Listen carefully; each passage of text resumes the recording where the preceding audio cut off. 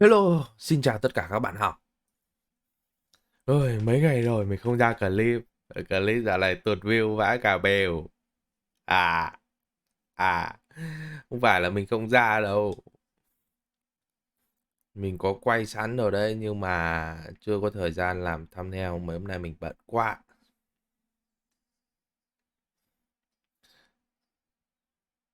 Thế là tập trước, mình đã tiêu diệt cái đám ác quỷ trong cái hang này rồi và giải cứu được cái ông thủ tả gì ấy. Quên mất tên rồi.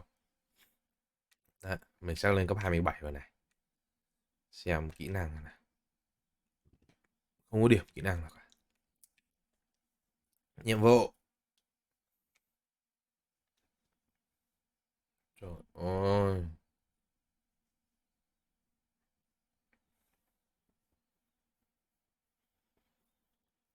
Đổi dạng. Thôi thì đổi dạng đi. Làm mấy cái nhiệm vụ của cái giáo sư Weasley này nó chán. Chán vãi cả pìu. Ơ, ơ sao không ấn được nút này?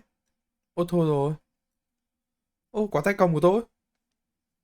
Ô, không không bấm được nút back, không ấn được nút bản đồ rồi.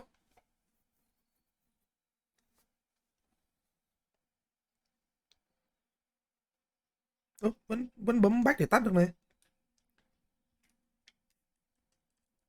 Có vấn đề gì rồi? Bấm giữ thì back B thì vẫn tắt tay cầm. Ây giời. Chả hiểu kiểu gì. Bản đồ lại còn không khả dụng ở đây nữa. Ừ. À, trong cái hang này không dùng được bản đồ hay sao ấy? Như nào? Ra khỏi từ cái hang xem nào.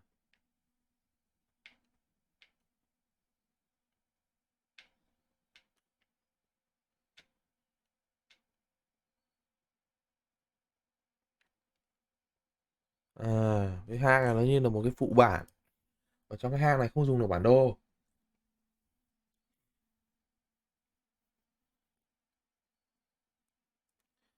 Ôi trời ơi, Covid cô vèo đến mấy hôm nay bắt đầu nó mới ho này.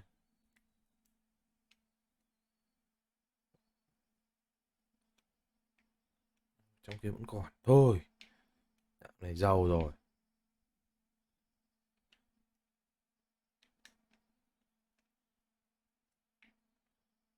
Ơ kìa, lúc đầu ở đây rồi. Mình thấy cưỡi chổi nó vẫn nhanh nhỉ.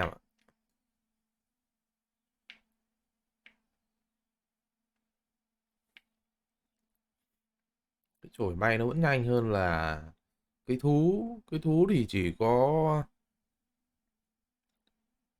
Ô, sao không có tiếng à? Không có tiếng êm à?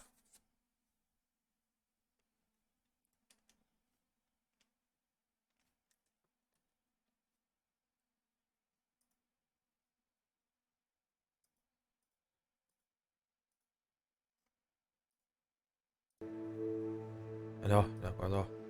Xin lỗi anh em nhé.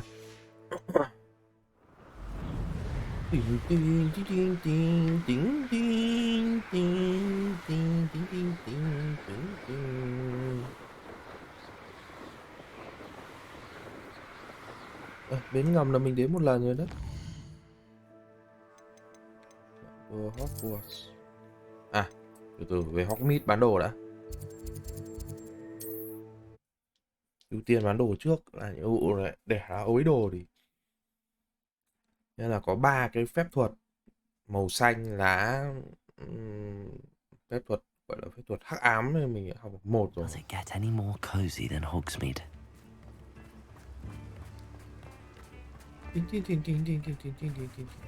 Ra vào cái Hogsmeade này không biết bao nhiêu lần Come on in. rồi. Healing potions are a specialty here, should you need any. Cháu đến đây là để thanh lý đồ chú ạ. Người cháu cả một tảng đồ. Đây, quả găng tay này đeo được rồi này.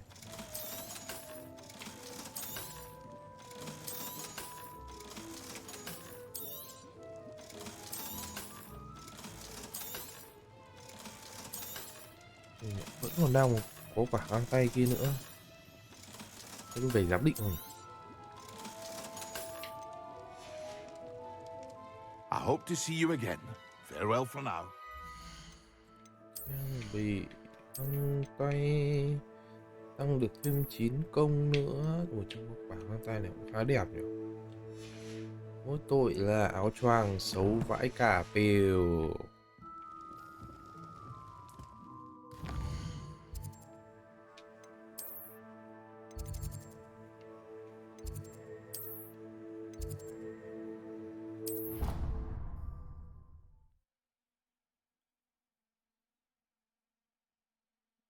Game này chính ra nó cũng nhiều cái chỗ giải đố vặt phết đấy nha. Có cái thu thập cái viên ký hiệu ký hiệu gì? Ví dụ giải đố cái câu này này. Chả hiểu kiểu gì. 1, 2, 3 vạch gì này. Revelio. Ô, có tele. Ô, đề mà. Ô, lại có quả này nữa cơ à? Ô, kỳ khôi ghê. So this is the underground harbor. Hấp. Ôi trời ơi. Ê, đội nước à. Revelio. Có dương này. Ôi trời ơi.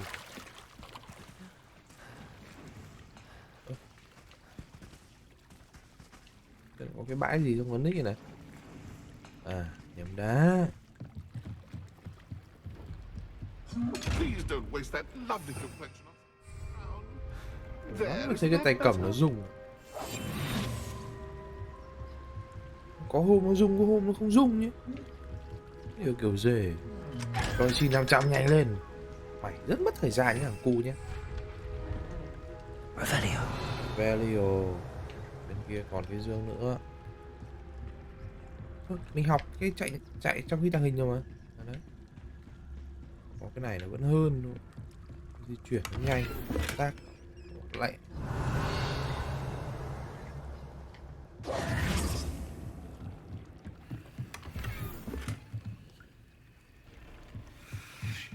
Revelio. Bến ngầm nằm sâu dưới sân đi ra cầu cạn và là bến đỗ cho các học sinh năm thứ nhất của Hogwarts. À, ở trong Harry Potter có cái đoạn mà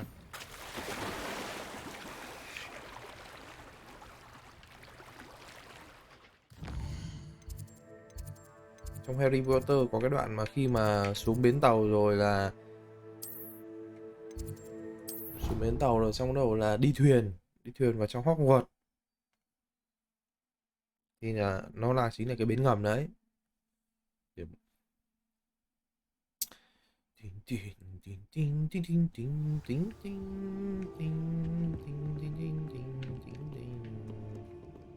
Về lên cầu thang à, sao mãi chưa có cái phép dập lửa hay là cái phép gì nhỉ?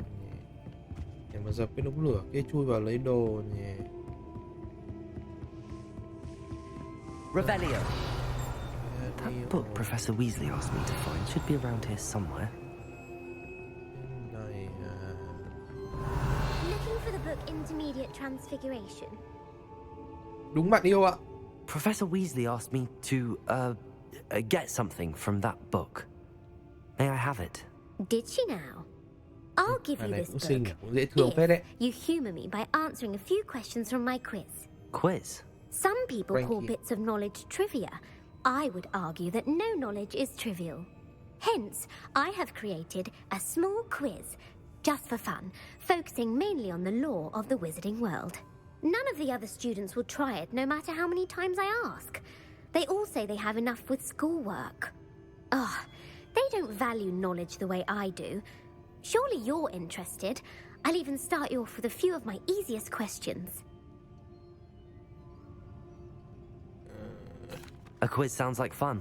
Phải tỏ ra nghe thú vị Just một a chút. few questions and then I'll hand over this book. Let us begin. Before the invention of the golden snitch, which magical creature was used in a game of Quidditch? Hỏi khó thế. Trước khi phát minh ra trái snitch vàng, vật tạo ra ma thuật nào được dùng trong một trận Quidditch? Sa điểu. Sa điểu là rắn chim à? Chim rắn à? Trái Snuckle và trái Snucklery là cái trái to nhất đúng không? Chắc là phải chim chứ đúng không? Chim Snicket vàng. Cái trái này to bỏ mẹ được thì chắc là con The chim. golden snidget. Correct. Ui The trời, snidget tuyệt was vời. first introduced to Quidditch in 1269 by a wizard named Barbarous Bragg. Sadly, they're thought to be extinct. Next question. Which potion is commonly referred to as liquid luck? Nước may mắn, thuốc cảm cay, đặc dược, chắc là phúc lạc. Ồ, nghe phúc lạc nó có vẻ là may mắn đấy. Phúc lạc. Felix Felicis. Well done. Since it makes the drinker temporarily Không quá lucky, khó, suy luận là Felix ra. Felicis is a banned substance in all organized competitions. The tale of the three brothers involves which magical artifacts? Tôi mà có cái phúc lạc dược đấy là tôi sẽ làm vào cái việc kinh doanh đấy các bạn. Hoặc là đánh xổ số, mua Việt lót. May mắn thế cơ mà. Chuyện cổ tích về ba anh em. Nói đến cổ vật ma thuật nào? Ba anh em thì chắc chắn là nói với các bảo bối tử thần thôi. The Deathly Hallows. Correct. According to Beedle the Bard, the Deathly Hallows consists of the Elder Wand, the Resurrection Stone, and the Cloak of Invisibility. Which ball in Quidditch is the largest?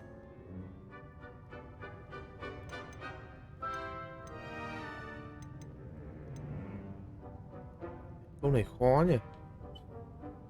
Cái snake vàng. Ồ, trái snake vàng là trái bé nhất. Troai. Waffle hay là Blugger? Blugger The à? Bludger. I'm sorry, but the correct answer was the Ui. quaffle.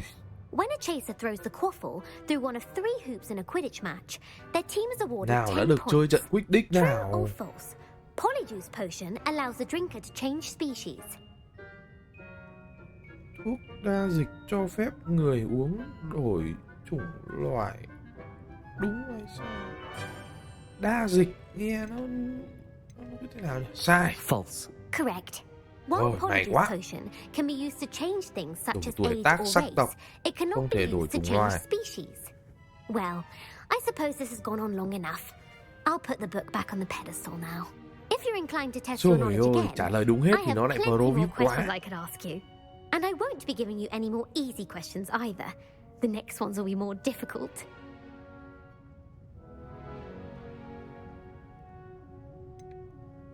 I'd like to answer more questions. Thêm câu hỏi này What xem nào. governmental body directly preceded the Ministry of Magic? Tổ chức chính quyền nào là tiền thân trực tiếp bộ thuật? Hiệp hội Pháp sư Quốc tế, Hội đồng Merlin, Hội đồng Pháp sư. Ngu mẹ người rồi. Tự dưng lại hỏi thêm nhỉ. Hội đồng Merlin thì nghe là hơi buồn cười. Đội đồng Pháp sư, tức là Hiệp hội Pháp sư Quốc tế. The International Confederation of Wizards. No, that's incorrect. The answer was the Wizards Council. Đồng The Pháp Wizards sư. Council disbanded in 1707 after the creation of the International Statute of Wizarding Secrecy, which required a more structured government to support its enforcement. Thế có Pháp sư Which nói tiếng dragon Việt không? is the smallest? Như tôi chẳng hạn. Rồng mắt ngọc, châu Úc, rồng Peru, rồng bụng. Cái rồng bụng sắt Ukraine này chắc là to này. Cái loài mà có nanh độc thì thường nó sẽ những cái loài có nanh thì thường nó sẽ bé đấy không? The Peruvian Viper Tooth. Brilliant! Ui giời, Though chuẩn the xác luôn. Viper Tooth is the smallest breed, averaging at around 15 feet in 15 length, thước. it is also the fastest breed and feared for its venomous fangs. Nó có một cái ưu điểm gì đó thì nó cũng phải có nhược điểm chứ. Giả sử nó ưu điểm là nó có cái nanh độc thì nhược điểm của nó phải là nó bé, kiểu thế. Ai đã thành lập nên làng Hogsmeade? Sao khó thế? Hengist of Woodcroft. That's right. Ui It is trời ơi. believed that Hengist used the Three Broomsticks Inn as his home. The hide behind was accidentally created by crossbreeding a ghoul with what other magical creature? Quỷ huyễn ảnh đã vô tình được tạo ra bằng cách lai tạo một con thi quỷ, ghoul và loài sinh vật ma nào? Phải liệm sống. Quỷ huyễn ảnh chắc chắn là nó phải theo kiểu shadow rồi. Nó phải như con Z ở trong Liên Minh. Nó phải bóng bóng ảo ảo đúng không? Vận quỷ chắc là không phải. Thi quỷ nó đã là một cái xác rồi, đúng không? Thế bây giờ mình cần có xác thì phải có phần hồn đúng không? Nếu mà vải liệm sống thì nó lại thành con thây ma. Rắn ba đầu. Rắn ba đầu.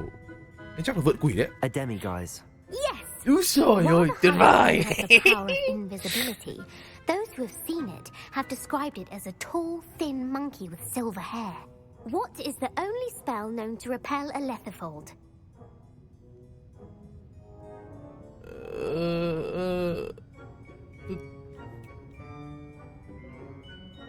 Đoạt siêu luận bốc phét đây này. Bùa chú nào có thể dùng đến bùa vải liệm sống? Bùa lộn ngược thì chắc là không rồi. Bùa choáng. Đi đánh vào cái vải liệm bằng bùa choáng.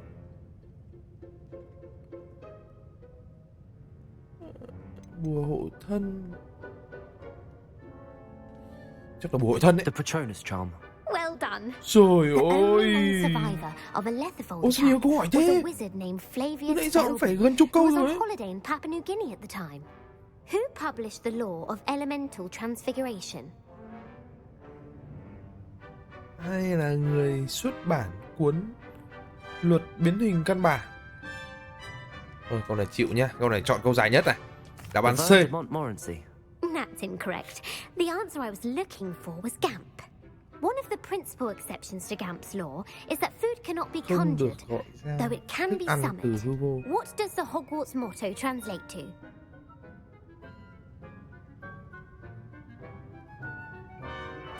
Khẩu hiệu của trường Hogwarts thì ra là gì? Đừng bao giờ cù lét một con rồng đang ngủ. Nó là cái status mà ở chỗ cái con rồng. Không phải. Nhìn trước khi nhảy chắc là kiến thức. Knowledge is the real magic. No, the answer was never tickle a sleeping dragon. In Latin, the Mẹ Hogwarts nó- motto is Draco dormiens nunquam titilandus.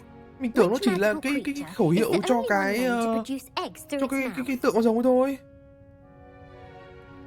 Sinh vật ma thuật nào là loài duy nhất được biết là đẻ trứng ra bằng đường miệng? Rắn ba đầu. Thế rắn ba đầu thế thì ba đầu thì đầu là đầu đẻ. Tử xà basilic. Chắc là hỏa xà không ạ? Tôi nghĩ là hỏa xà. Bởi vì từ đầu game giờ mình tiếp cận đến mỗi hỏa xà thôi. The Ashwinder. That's incorrect. Ừ. The correct answer was the rune's paw. Mẹ nó rắn ba đầu đèo According to đèo bằng mồm. Paul's each of the rune's paw's three heads serves a different function. The left head is the planner, the middle is the dreamer, and the right is the critic. Where is Ilvermorny School of Witchcraft and Wizardry located? Amazon thì chắc là không phải. Greylock nghe quen này. Mount Greylock. Well done! Ờ. The American school was founded in the 17th century by Isolde Sayre and James Stewart. What is the most powerful love potion known to wizard kind? Loại thuốc mê hoặc mạnh nhất. Tình dược. Amatentia. That's the answer. Ôi Amatentia giời, lại đúng smells rồi. differently to every person according to what Các they bạn find có cái lọ attractive, tình dược nào không cho such mình as xin dusty cái. book covers or... Are you interested in continuing on to the next round? They're my most difficult questions. Sẵn Do sàng. your worst. Mẹ. Wonderful. I do Tiếp tục ạ. admire your thirst for knowledge. Emmerich the Evil was killed in a duel against whom? Với công Thành. Egbert Egbert the phi thường. Egregious. That's right. Ui Emmerich trời gained notoriety ơi. for terrorizing villages in Tuyệt the vời. south of England during the Middle Ages when he was the master of the Elder Wand. If a chaser keeps their hand on the quaffle as it goes through the goal, what foul are they committing? Nếu truy thủ vẫn để tay chạm bóng vào trái waffle khi đi qua cột gôn, họ phạm lỗi gì? Ngoắc người thì không phải. Bọc bao là cái lỗi gì? À, nó sẽ giống như kiểu là bóng rổ. Bóng rổ thì sẽ có block. Cản trở. Blatching. The answer was actually haversacking. Bọc bao là cái Blatching gì? is flying to intentionally collide with a player. Nghe nó tối Staging is nghĩa when vãi. two chasers knock the other team's keeper away from the goals so that a third chaser can score. A bite from a mackled malaclaw has the unusual side effect of causing what? Tác dụng phụ bất thường nào sau đây khi bị con tôm đất móng mềm nó cắn? Tai mọc lông, đen đủi, chân có màng. Chân có màng phải bị con nào nó có màng nó cắn chứ. Nó người nhện đấy.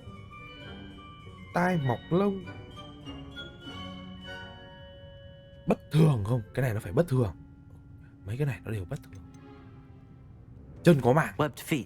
No, the answer was bad luck. Ui, Native to the bị chọn đen European đủi chỗ đấy. coastline, the effects of a malaclaw's bite can last up to a week. What plant excretes stink sap? Cây trồng nào phóng ra? Nào là phóng sap? Cỏ xiết thì không phải. Mình thấy cỏ xiết nó vô dụng phải. Chắc là cái đậu này. Sophophorus bean. I'm afraid the correct answer was Mimbulus Ê. mimbletonia. The Mimbulus mimbletonia plant secretes stink sap as a defensive mechanism Bạn when nghĩ là tapped. nào? Bạn là người ra câu hỏi là bạn phải chắc chắn với đáp án. Chứ Evolved bạn from bảo a vẫn remedy nghĩ. created by which 12th century Nghĩ là thuốc cảm cay được phát triển từ một loại thuốc bôi nào? Câu dài nhất. Linford of Stinchcombe. Very good. Úi giời. Centuries later, Glover Hipworth would expand on Đáp án Linford's C. previous work to create the pepper up Câu potion dài we nhất. know today. Tỷ lệ In The Wizard and 25% the chính xác Hopping nhé. Pot, what does the elder wizard leave for his son in the hopping pot? Trong chuyện vị pháp sư vào cái vạc lò cò, người pháp sư già đã để lại thứ gì cho người con trai trong cái vạc lò cò? Chiếc dép lê, cái đũa phép.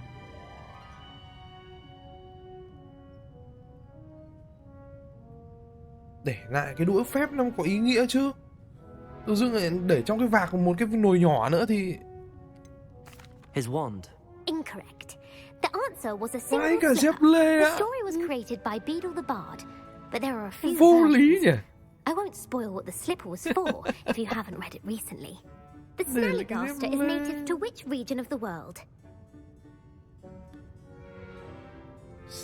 Snallygaster là sinh vật bản địa của vùng nào trên thế giới?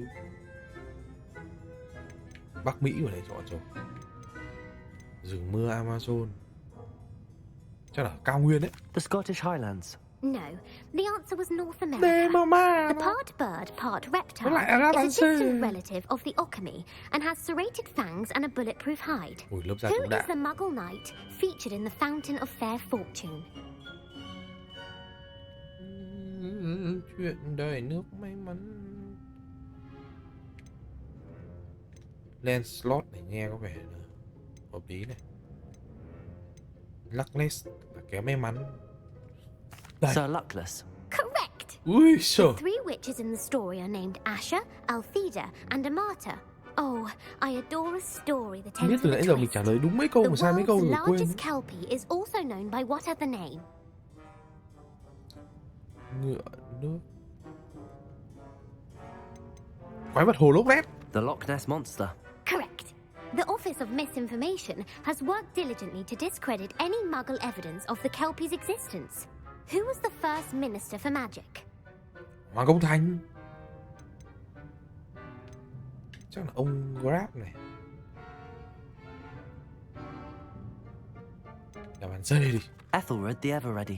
No, the first minister was Ui, you, ông Gant. Gam kìa. Gant's greatest legacy was the founding of the Department of Magical Law Enforcement. It outlawed the unforgivable curses. You've answered all of my questions. It's nice to know there's another student who appreciates the value of knowledge. You might not have got very many right, but I'm sure you learned something regardless.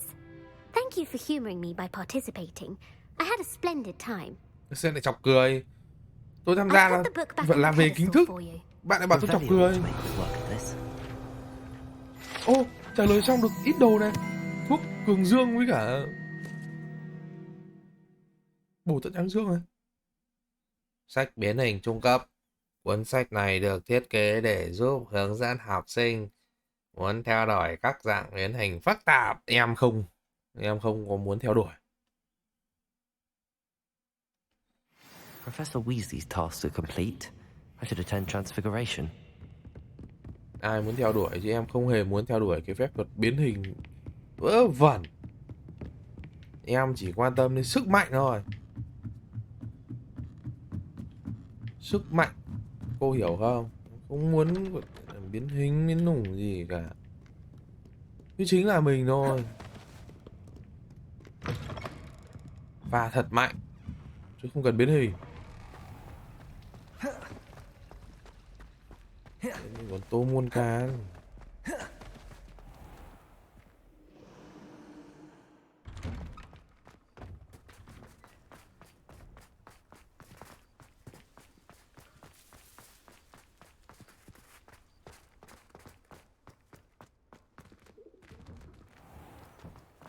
Ôi giời. Học một à.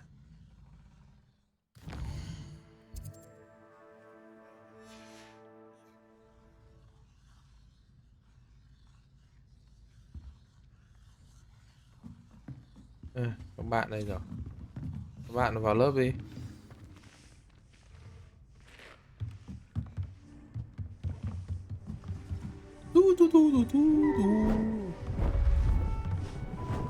Tí biến con cú thì con lợn thì hay lắm à.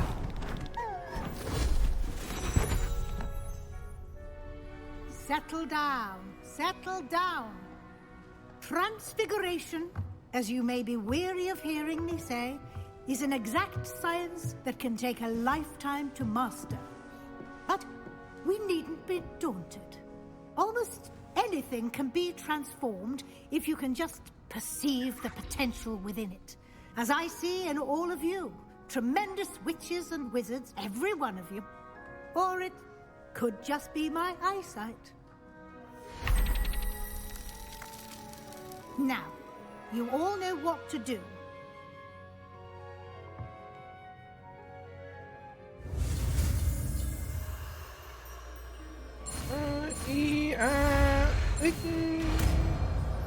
Thêm một phép vàng nữa.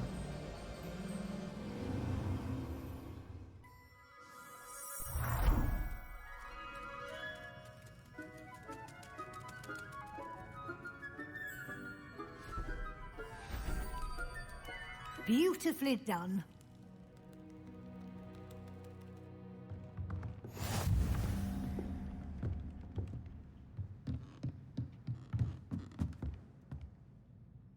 You wanted to discuss my progress so far this term, Professor. I did. You seem to have had no trouble in getting up to speed. And frankly, excelling in your schoolwork this year. Thank you, Professor. The extra assignments have been helpful. As I suspected they would be. Now, it seems you've been making good use of the opportunities presented by your field guide. Of course, the guide isn't the only measure of success. I've heard that you can brew an impressive Edurus potion. Hopefully, you won't need it anytime soon, but it is a valuable potion to have when it is needed. Thank you, Professor. I will say I'm especially impressed with all you've accomplished in light of the rumors of your extracurricular activities. Were your meetings with Professor Black's house elf and exploration of various caves down by the lake connected in any way to Professor Fig?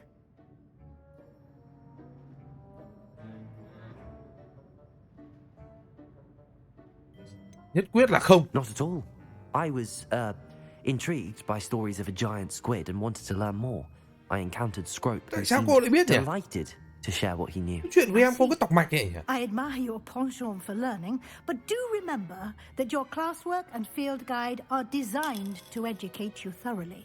It'll be the end of the year in no time, and you'll want to be well prepared for your OWLs. I'll provide a final assessment at that time to ensure that you're ready for your exams. Until Vèo then, một cái đã nửa tiếng well rồi đấy. done.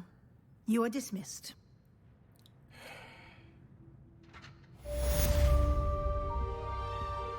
Điểm nhập mới này. Đúng này. Rồi, cấp 27 rồi, cộng skin đã.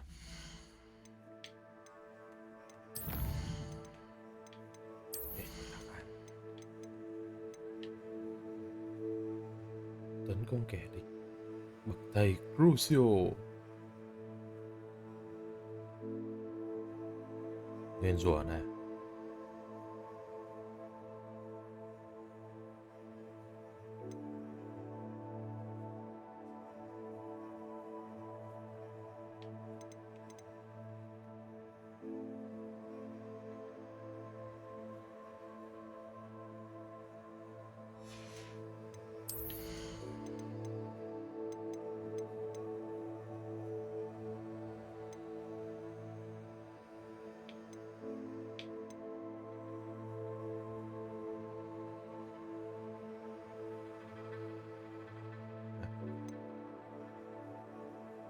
Cái này hay này. Để giúp mình tấn công được nhiều mục tiêu hơn này. Cái tay cầm lúc thì rung lúc thì không. Này rung ác thế.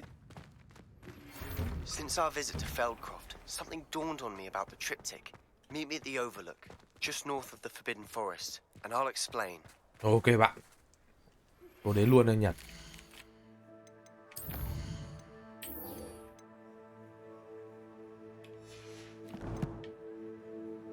Điểm cấm đúng không?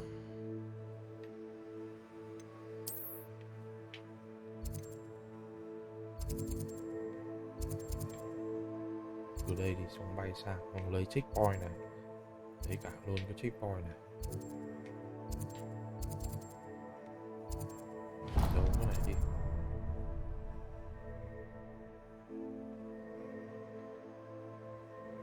My plan.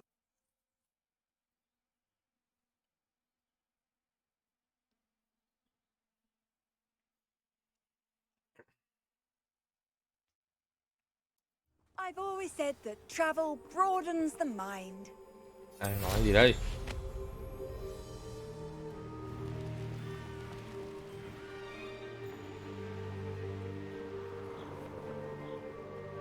A castle must have been quite stately in its time.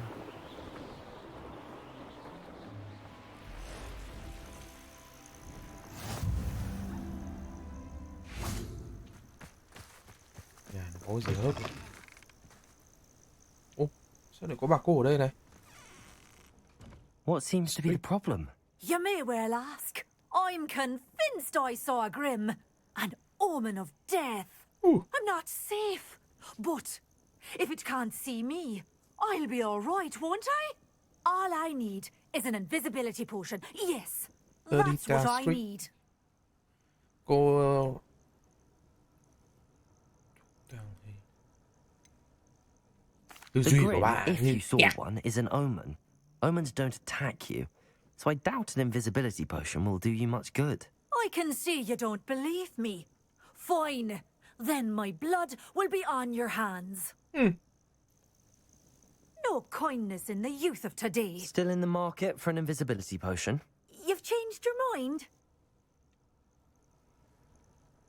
I'm afraid I'm all out of invisibility potion.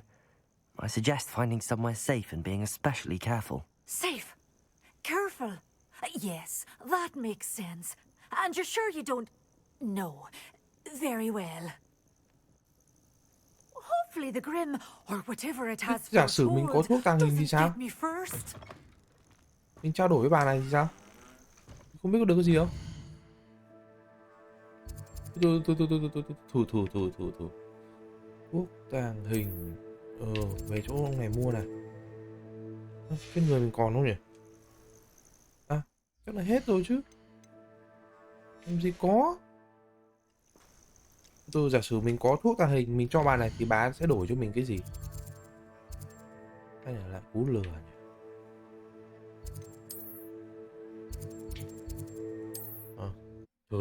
Thử đi. Biết đâu được cái đồ gì sao?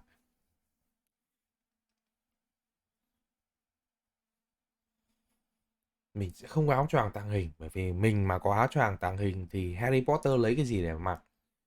Và tại cái thời điểm đấy thì áo choàng tàng hình nó đang là cái tài sản của Harry Potter. Do let me know if I can be of any assistance at all. Bán cho cháu cái loại thuốc tàng hình. A wise decision. Thank you.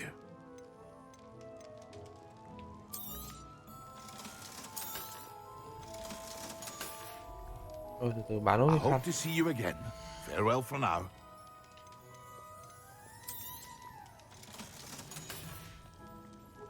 I hope to see you again. Farewell for now.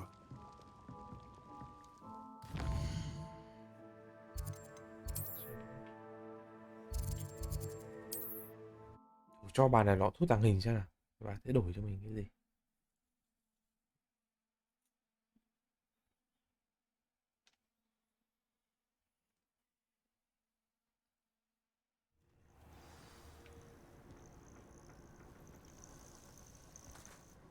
What seems to be the problem? You may well ask. I'm convinced I saw a grim, an omen of death. I'm not safe, but if it can't see Bài này me, chắc chắn là cũng I'll be bình all thường right, rồi. won't I? All I need is an invisibility potion. Yes. Well, as it happens, I have what you need. Here. Not sure it'll help you, though. Be careful, won't you? Oh, you're a gem, you are. I'll be sure to be very careful. And you be careful too. No grim is going to get me. Thanks to you, kind child. I must insist that you Tối accept cường this dược, lôi small dược. token of my À, gratitude đổi 1 for được your 2 luôn này. thankfulness. Nhưng mà mình cũng có dùng đến bao giờ đâu mà. Mình cũng mạnh sẵn rồi. Cường dược cái nỗi gì.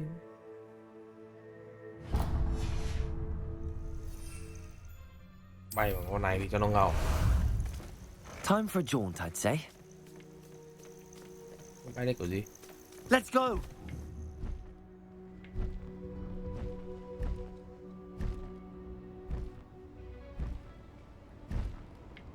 Ui, con này nó đập cánh, cái tay cầm nó còn rung á.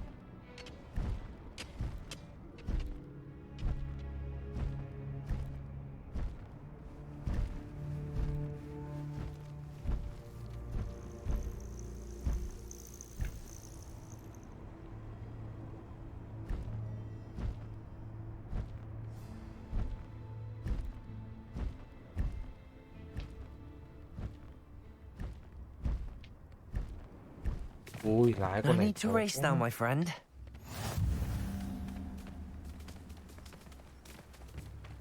It's like a place right out of a storybook. Bardo of Beaumont should have returned by now.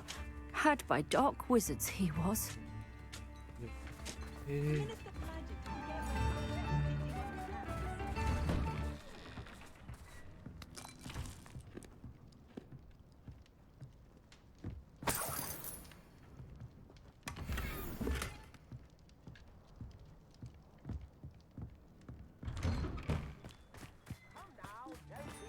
What do we have here? Aloha Mora.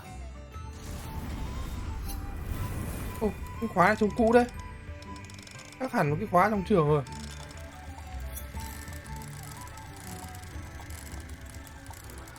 Cái tay cầm nó rung rồi. Có hôm mình chả thấy nó rung.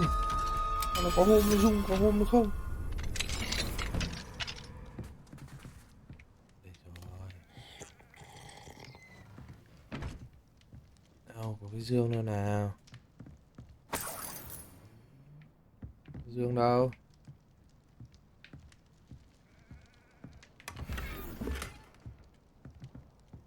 Cái cầu thang cũng sưu tập, tôi cũng ngạ kìm.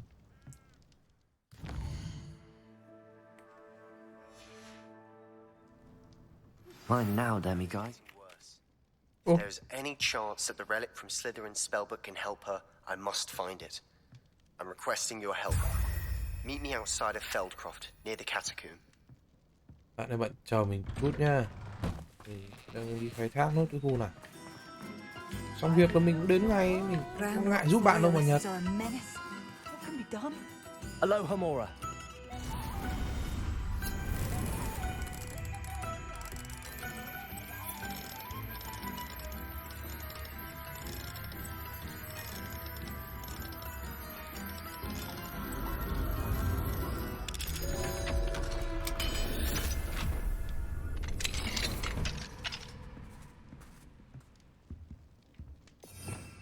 Revelio. Bên kia.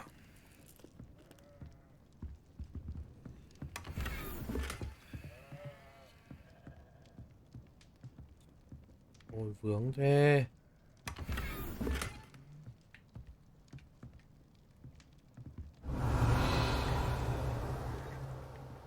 Còn mấy cái giường nữa.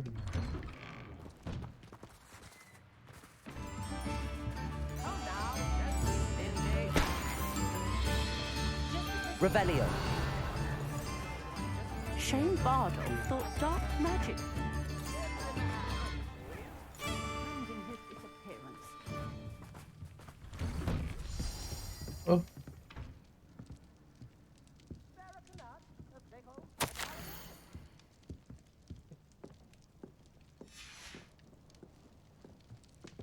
Nhà này có gia tinh luôn này, xịn thật.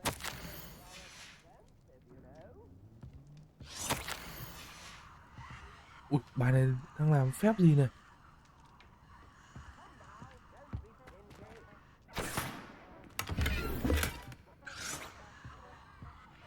Nhà này xịn thật, có cả gia tinh. Revelio.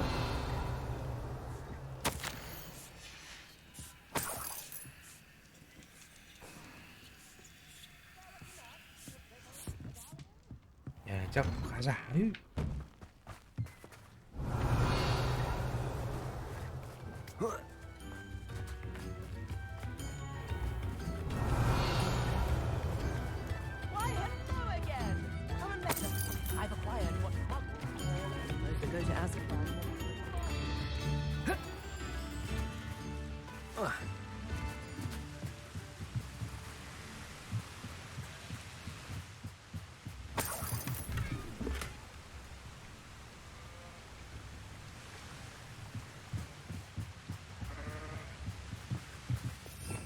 Revelio. The young today aren't willing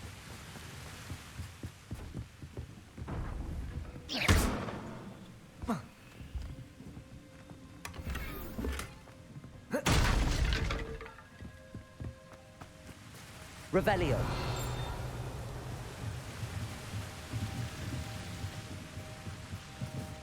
An honest day's work for an honest sickle. That's my creed. Ministry's good work. Không vào được. When you find a good opportunity, why to seize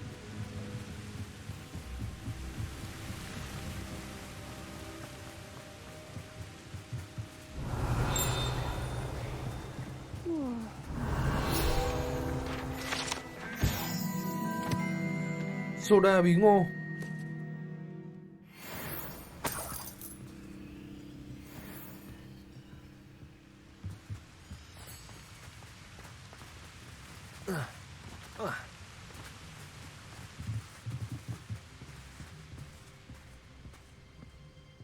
Nothing warms a body like incendiary. That's what my mother used to say. Ôi, không đến mức chết mà cũng chết luôn này.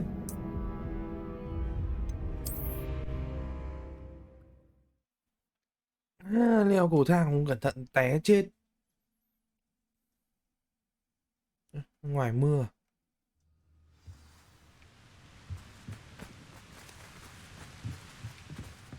Nhà đây chờ tôi tí nhá. Tôi lại hơi tham bạn ạ. Tôi đi khai hoang tí. Nốt cái giường to này thôi. Ơ.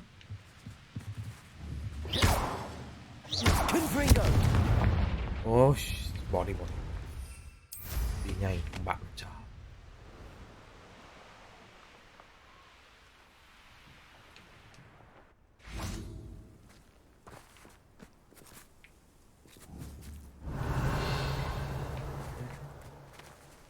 Quan sát vào đây. Bạn tôi đâu? Đây là buổi sáng nhỉ?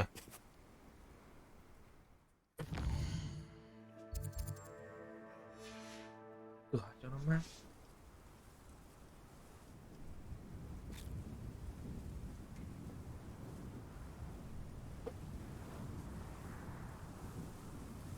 Ôi. Giờ rồi. Ui. 7 giờ sáng mà trời tối om. Rông rồi. Mưa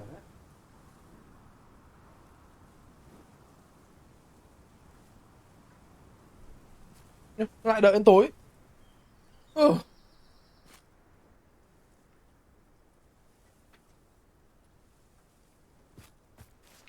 Rồi sao nữa? Thằng Sebastian đâu?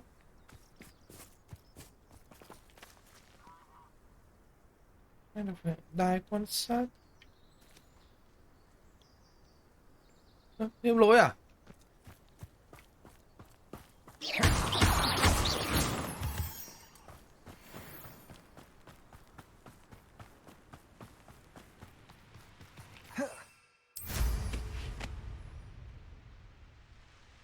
Ôi, 7 giờ sáng rồi mà trời tối om như tụ.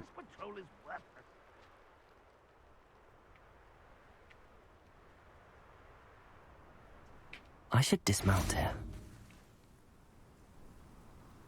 Ui, rông rồi.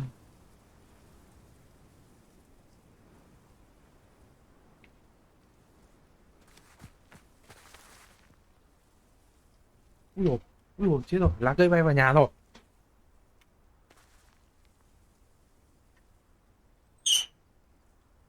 Cửa sổ ra.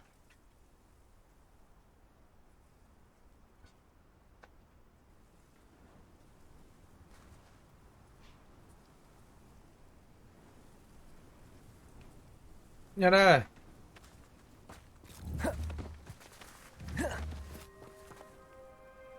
Nhà đây. Hãy cho tao leo cây ở nhà đây.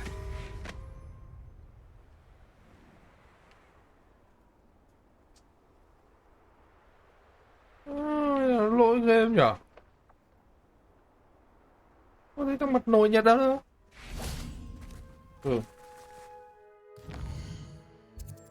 Dịch chuyển sang một nơi khác xong lại dịch chuyển ngược lại chứ.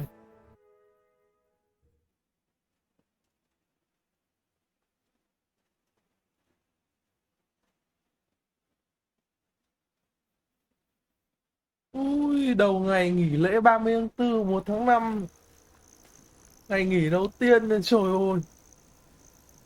Trời tối đen như mực.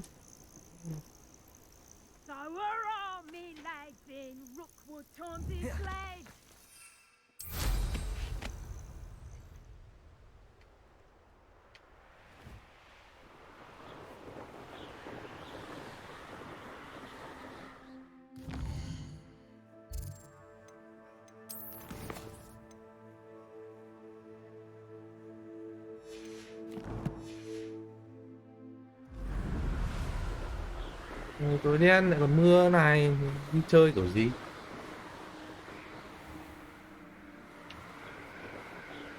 Có lẽ phải tìm thêm các tựa game khác để chơi.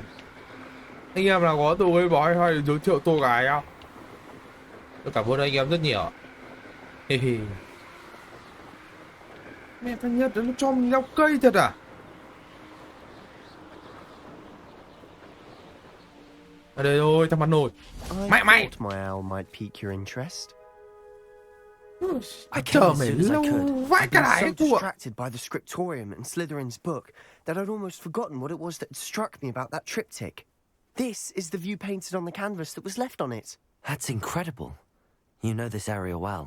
And while I was waiting for you, I scouted around and discovered an abandoned mine Waiting for nearby, you. surrounded by Ranrock's loyalists. Do you think there's a connection to Chắc the nó cũng triptych? là I've fan no của idea. Mono gì. But perhaps they're searching it, the way they did Rookwood Castle and Isidora's Manor.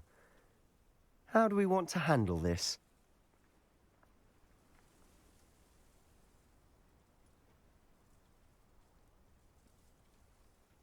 We need to see what they're doing, but let's not draw their attention. Very well. And I still have that rune symbol we found on the triptych. If there is a connection, I suspect we'll see that symbol again. After you.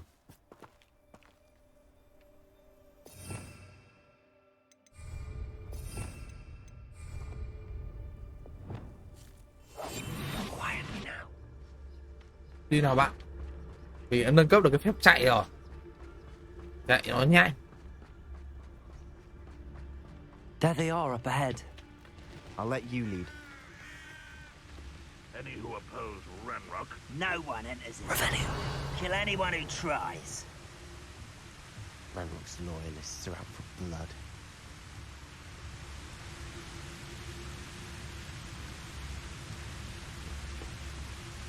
Có giết không bạn?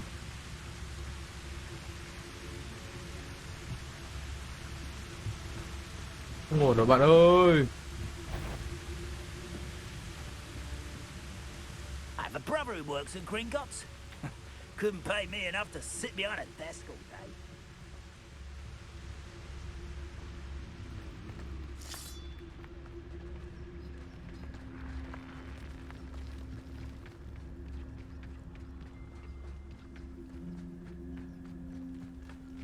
This is going well. We make a good team. We do at that. Quả mưa to ổn. Thế mà. Once again, we could Nó fight our tính way một through tiếng or bị be vàng discreet. minh rồi. You know which one I'd choose?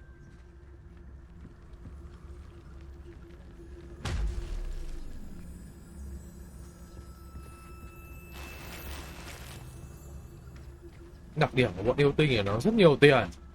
Đi nhặt tiền của bọn này nhiều thôi rồi luôn. I deserve better. Not quiet enough. Potato!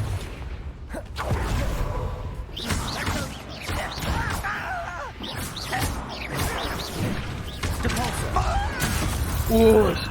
There you are. Don't do that again, I beg you. I won't rest. Dead. Arrest the Confringo! No! Potato! Arrogant Repulsor!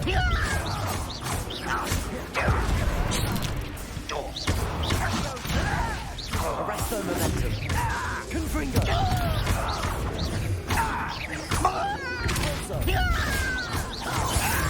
I won't rest. You almost had a lucky shot.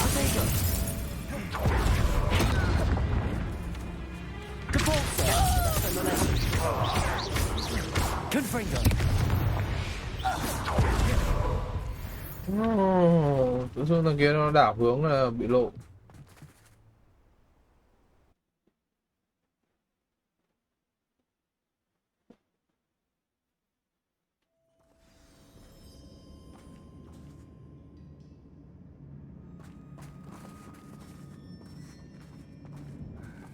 I'm famished. I'll be quieter than a job and For better or for worse, we're in.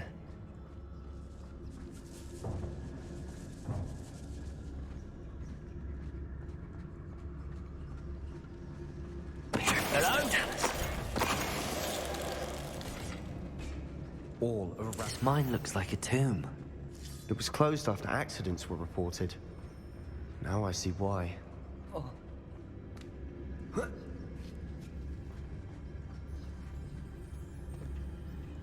Nhảy phát ăn ngay à?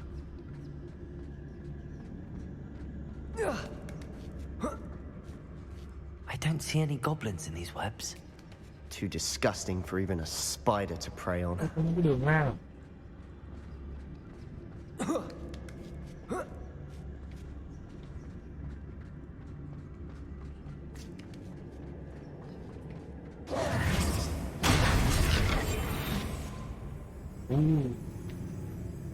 Bring me a dozen humans to battle. Someone there?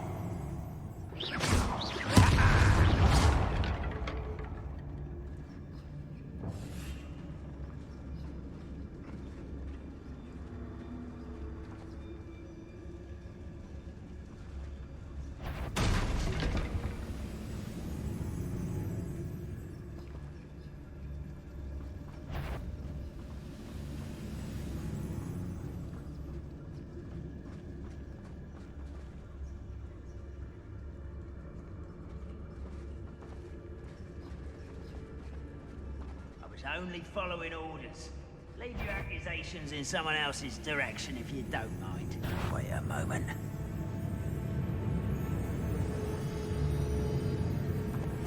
Khó lắm bạn ạ. Can't handle a little altercation. Seen anything like that? Bombarda. Confringo. I will definitely get it. Protego. Depulso. Hold it. Stop it. Bombarda. I won't ready for it. You're dead.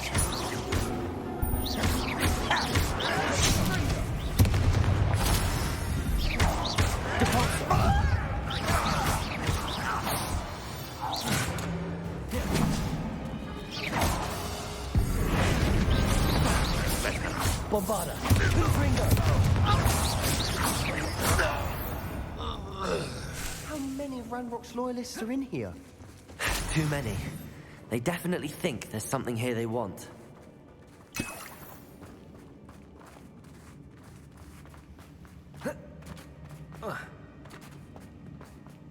Compulso. Revelio. Levioso.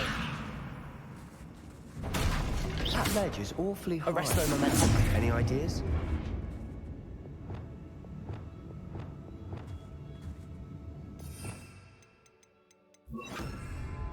Levioso. Accio. Wingardium Leviosa.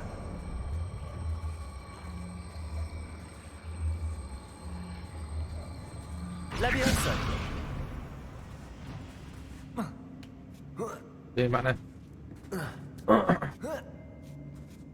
Revelio. It's no wonder spiders give people goosebumps. Could be the hairy Depulso. or the soulless eyes, or the venomous fangs, or any number of endearing qualities. Smashing. Should have thought to conjure stairs.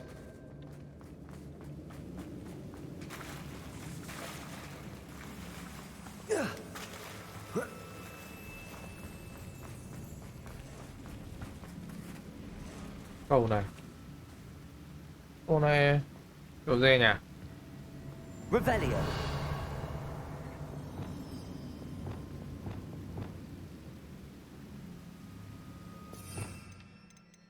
Reparo. Reparo.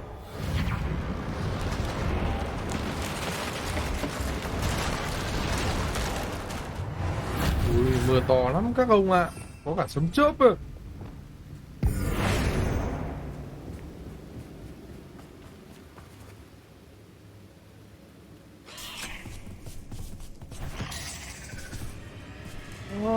Trông có vẻ độc đấy nhỉ. Có một trưởng là chết thôi mà. Mày này.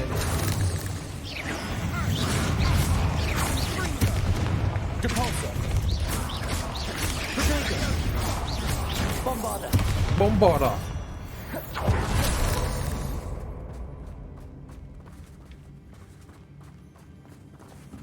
Ui, mấy thằng này chắc là bị nhện cắn chết. We're making quick work of them. Professor Hecat would be proud. She would at that. Ranrock's loyalists have all but declared war. Ui, đau. Ui.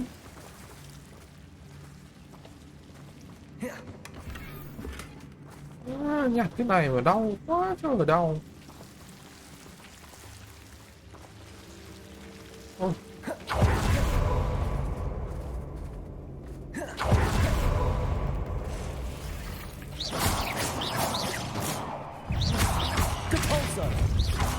Confringo.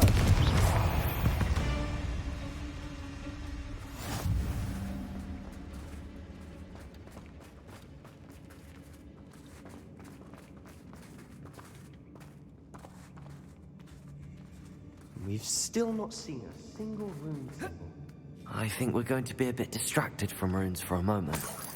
An unwelcome distraction at that. We have another fight on our hands. Why am I not surprised?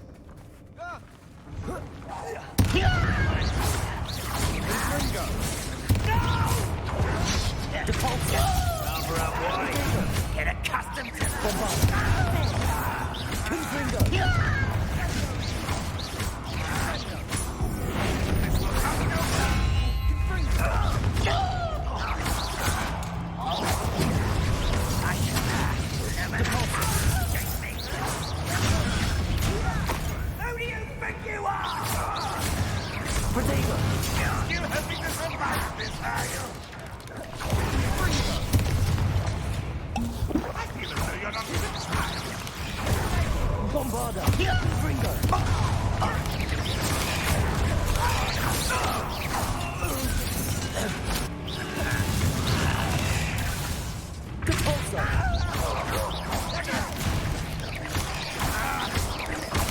Let's get this over with. Confringo. We're not finished yet. Repulsor. Potato. Ui.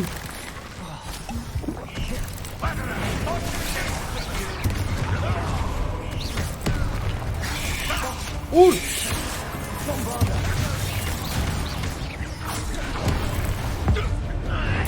Ui, sao lại là con điện đấy? Điện này mới đúng chứ. Ui, sao lại là cái thằng đấy? Dùng nhầm chiêu một cái thằng rồi. Potato.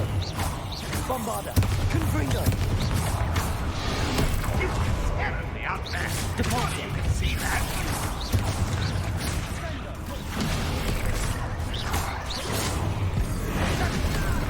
Bombarder. Confringo.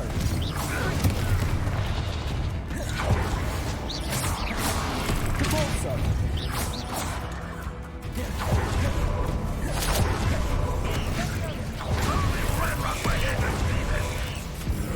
Confringo.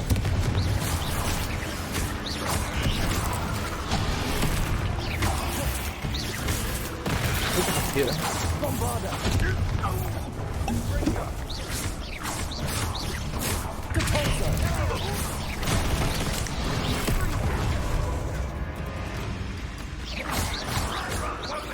Confringo. Potato. Bombarder.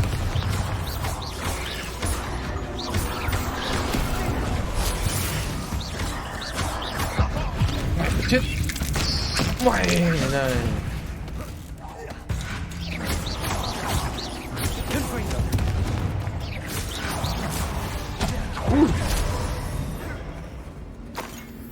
Repulsor. Potato. We certainly cleared the room. I Cùng don't mất know ba why bình máu. Gryffindors Cùng get ngực credit for ngực. bravery. We Slytherins are teeming with it. And we're much more fun to fight with.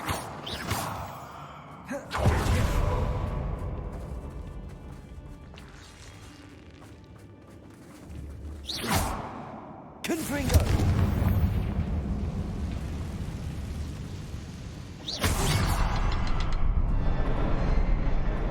Now, we can have a rune symbol above the cavern door. Ranrock's loyalists never knew to look for it.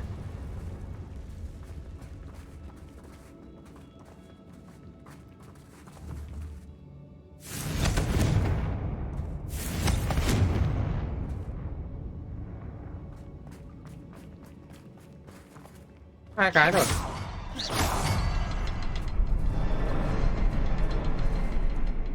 Được là ba cái. Revelio. I wouldn't be surprised to find a couple more rune symbols. Một cái này. À đây. Quất. Confringo.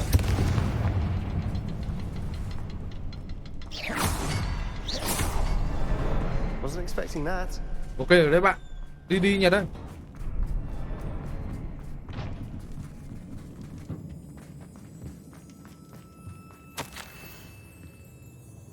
Thế giới trôi về phía ta như thể một làn nước mờ ảo. Ta đã mất ý thức được bao lâu rồi.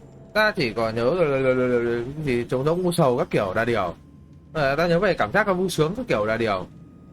Ta chỉ có một hy vọng đó là không phải là cái chết đen. Rồi ok. Từ khóa mấu chốt là cái chết đen. A journal entry by Isadora. Hopefully it will help us unravel more of this mystery. Chả biết ông nào nói về cái gì cái chết đen chết đổ.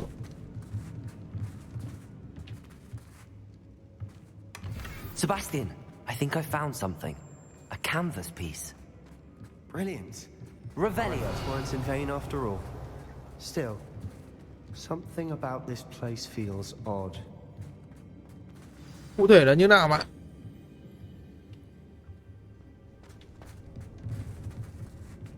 Nó đâu rồi? If the triptych led us here to find this bit of canvas, we can probably assume that Isadora Morganach was here. She seems to have been everywhere.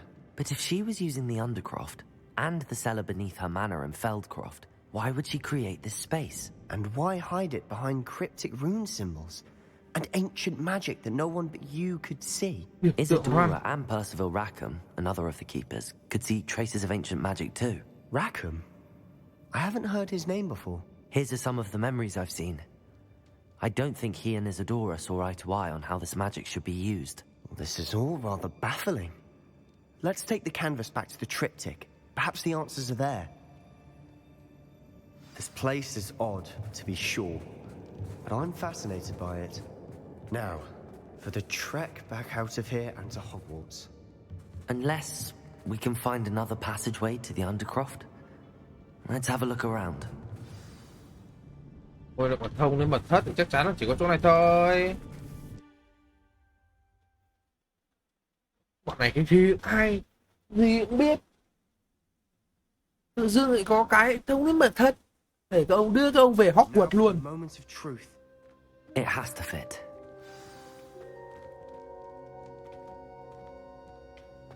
Mật thất thông muôn nơi. Please tell me you recognize the location in this bit of canvas. The good news is I do, in fact. And the bad news? We're in for more trouble. I know that coast. Ranrock has taken over a huge mine in the surrounding area. Mornweem has suffered for it. It's as bad as Feldcroft's become. Should we head there now? We should wait. Why? All this time, we've been a step behind Ranrock. I may know someone who could help us get ahead. Who is that?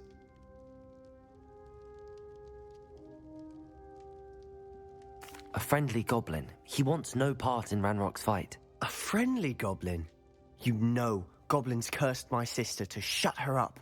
Said she should be seen and not heard. I do, but not all goblins are... Not all goblins what? Have you forgotten Feldcroft? Have you forgotten the mine we just went through? No, Sebastian, I haven't. You're not listening to me. Why would I listen to someone so ignorant?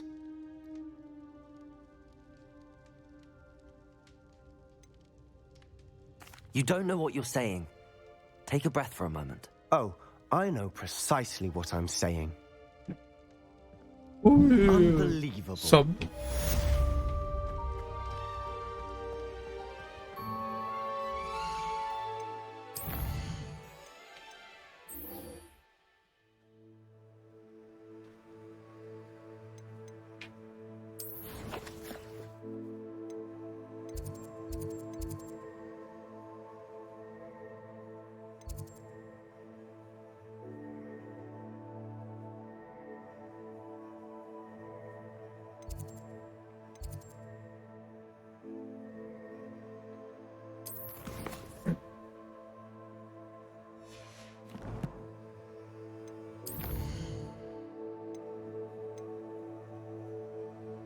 Imperial.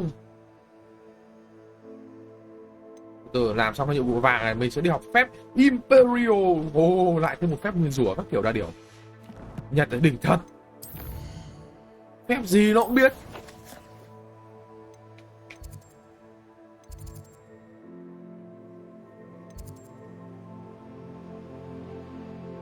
Ở trong Hogwarts à?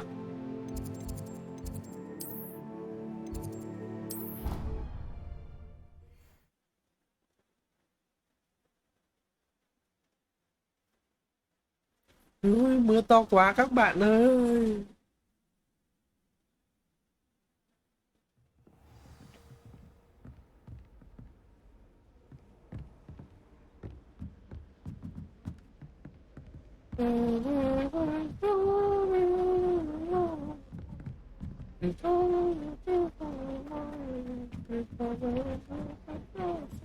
Any news about the dragon?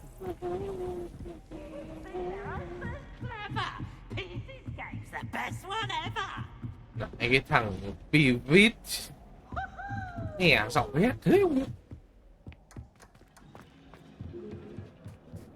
Hello there.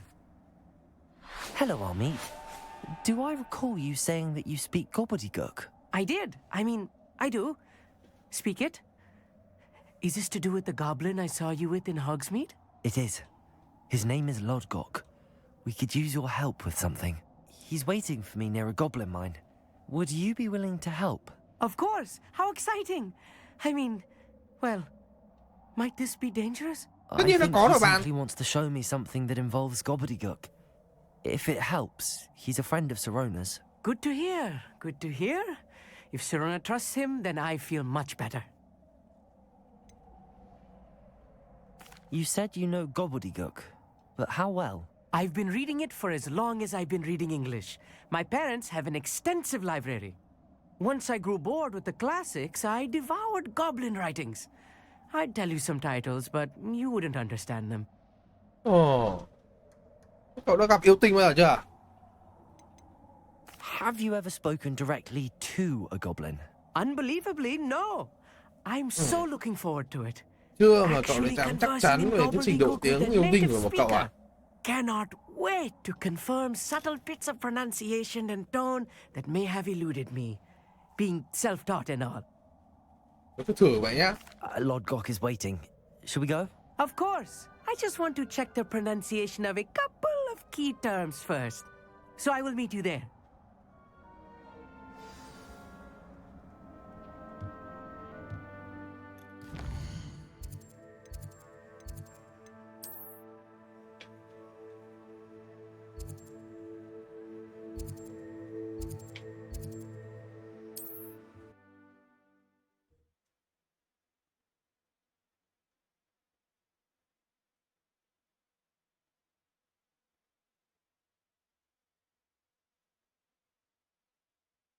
What are you up to now?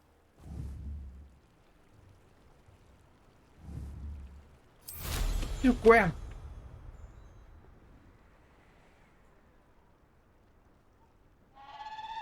Chưa quen vượt bật cái chụp.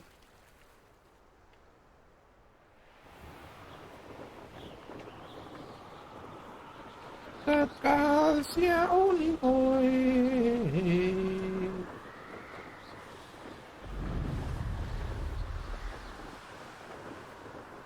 Nốt nhiệm vụ này ta sẽ về học Imperial.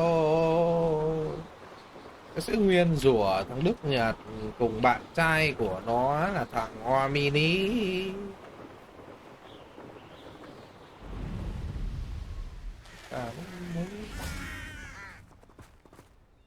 A friend who speaks gobbledygook is meeting us.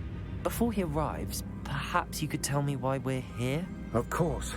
Unfortunately, presenting Ranrock with the Helmet of Urtkot did not have the effect I'd hoped. Because he knew the details surrounding its plunder, he presumed I'd had help from a witch or wizard in retrieving it. Ông ấy được trước được You cái said việc đó. this would repair the chasm between the two of you. How did you not expect him to react this way? I'm afraid we do not have the luxury of rational expectation when it comes to Ranrock. Damn Bragbor and his blasted journals. Bragbor? An ancestor of Ranrock's, renowned metal worker. If we are to work together, I suppose I must tell you more. Not long ago, Ranrock sent me to collect a recently unearthed set of Bragbor's journals. They described repositories that Bragbor had been commissioned to build for a group of witches and wizards. What do you mean, repositories? Large, magically fortified receptacles crafted from goblin metal. Ranrock recruited others to help me locate the repositories. We were to search anywhere that was connected to 5 names mentioned in the journals: Rackham, Fitzgerald, Bakar, Morganach, and Rookwood. Rookwood Castle. That is where we began our search. Why does Ranrock care so much about these repositories? He cares about what they contain. For centuries, wizards have refused to share their magical knowledge with goblins. Your kind will not even let us carry wands. Thus, many goblins, myself included, have spent our lives mistrusting wizard kind. Ranrock was convinced that the repositories contained a magical power that wizards wanted to keep for themselves. He is determined to take it for goblin kind. But Here comes my friend Amit. Probably best to continue our conversation later. Greetings, Lord Gok. It is an honor, sir. You speak gobbledygook. Oh, Bagalio. Enough. Please do not tell me that was meant to be gobbledygook. Well, yes. Tiếng Perhaps yêu the tình bìm. pronunciation was a bit off. I imagine certain dialects differ. Pronunciation is not the issue. I barely recognize that as language. I trust you can read gobbledygook better than you can speak it? I can, Sir Lord Gok. Just Lord Gok. Thankfully, we only need someone who can decipher written plans, since I cannot join you in the mine. What written plans? And why can't you come with us? We need some idea of what Ranrock knows or is plotting. I suspect a careless loyalist may have left plans behind. And I'm unable to join you because I cannot risk anyone reporting my presence to Ranrock. All you need to do is not be seen, either by the eye above the enchanted door or a loitering loyalist. What else should we know about the enchanted door? The door will not open while the eye can see you. You and your friend must be invisible to it to gain access. From what I know of wizard magic, that shouldn't be too difficult to achieve. Amit and I can do this. I will await your return. I shall see you soon.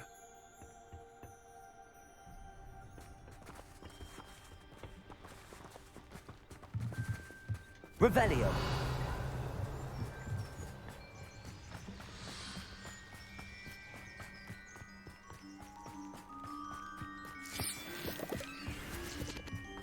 The door is looking at us.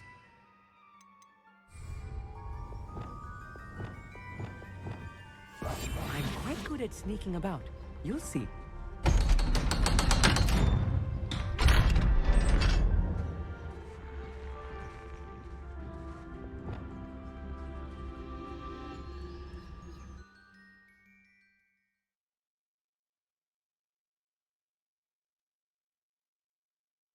Books so rarely prepare one for reality. A real goblin mine. It's even grander than I had expected. I cannot believe I met a goblin. Let's just learn what we can and get out. Look at this lift. Revelio. Impressive workmanship for so simple a device. Impressive workmanship aside, it's the only way forward. Confringo!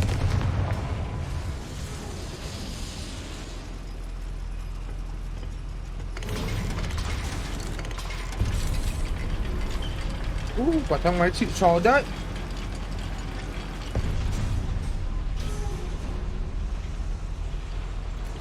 I still can't believe we're inside a real goblin mine.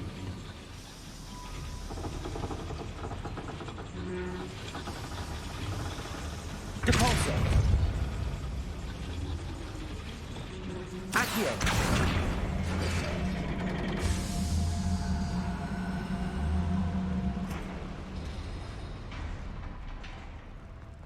I've read about mines like this, but seeing one is something else altogether.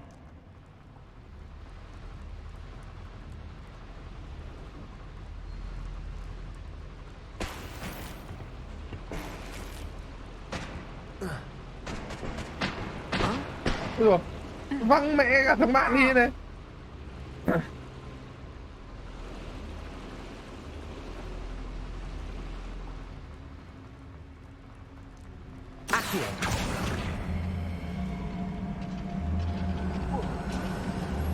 How nice of you to stop by.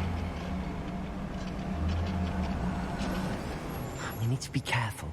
As I'm sure you know, not all goblins are as friendly as Lodgok, to say the least. Reparo. Ranrock is sure to appreciate the extra work we're doing.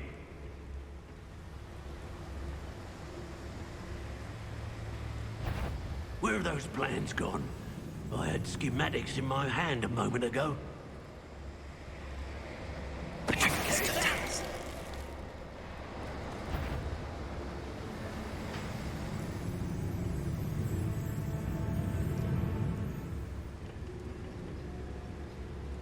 Ranrock is sure to appreciate the extra work we're doing.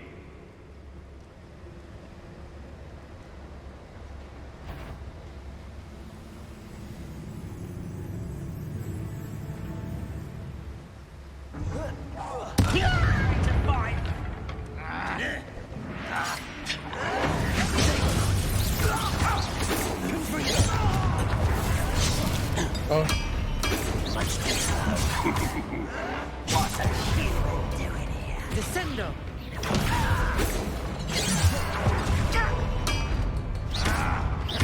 Repelling! Find him!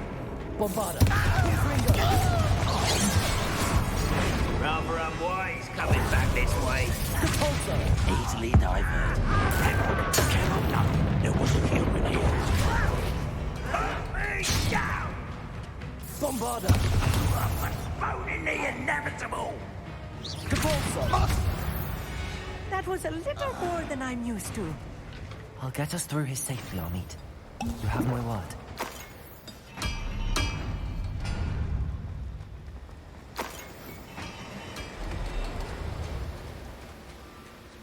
We're being watched by a door.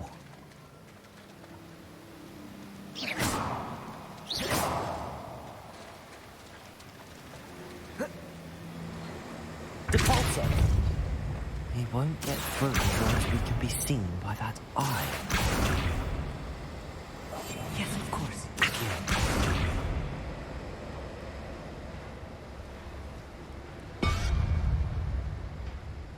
I should use disillusion. That eye won't see a thing.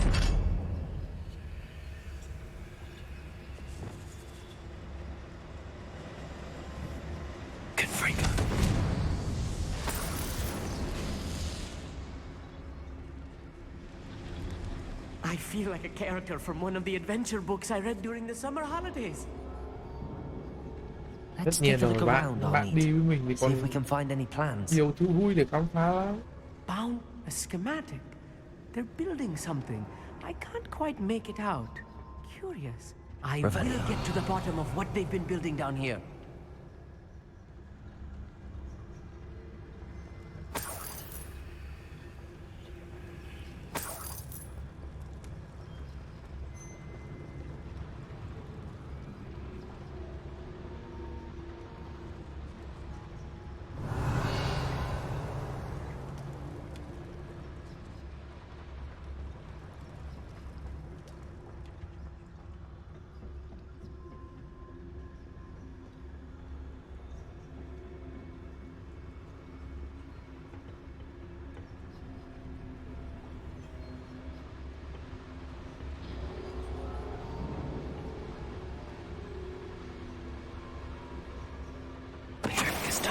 Grapple.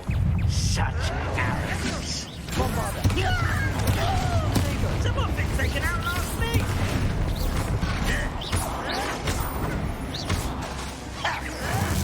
Why can't I hit you? I won't rest.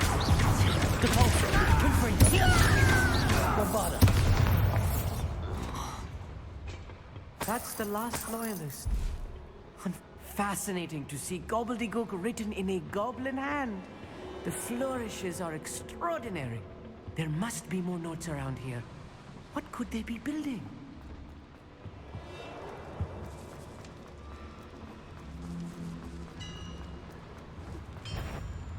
If I'm translating this correctly, they're building something large. What? Let me know if you see any more plans or schematics. We can't return to Lodgok empty-headed. Ồ, nó khuất tầm nhìn. Bombarda, Confringo. Capulso. One little touch of this. Bombarda.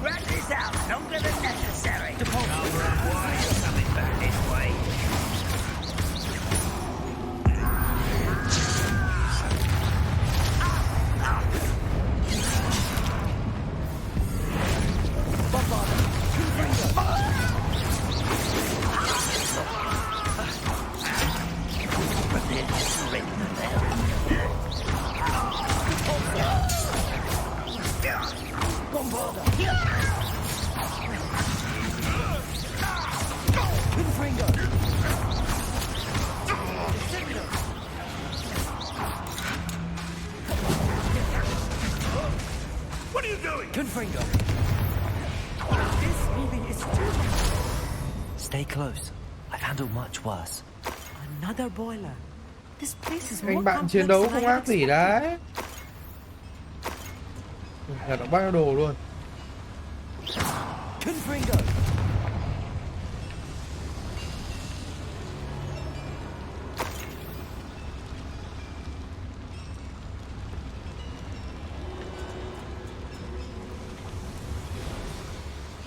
Revelio.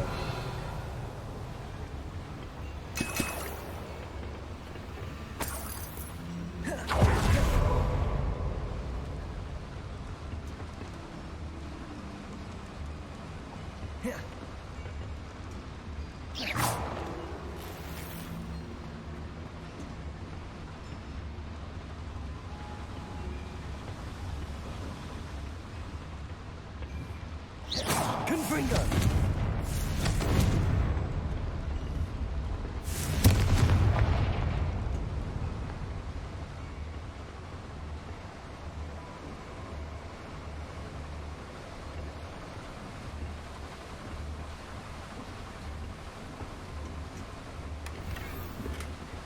Revelio.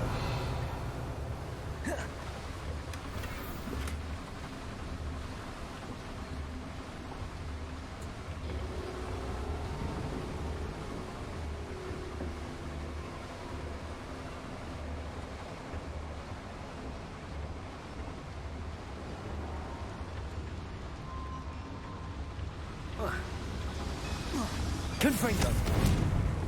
Accio.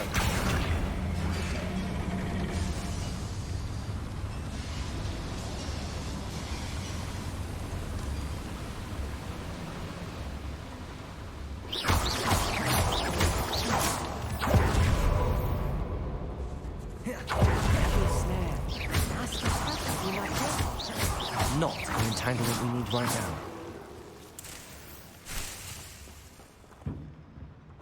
Revelio.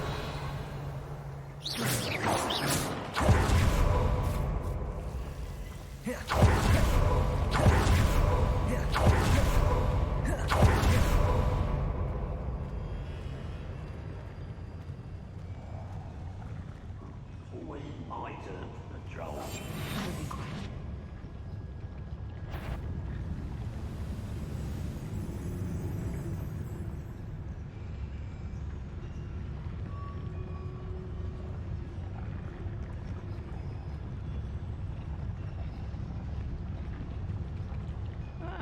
Wouldn't mind a plum job at Gringotts. Suit me, sitting around all day.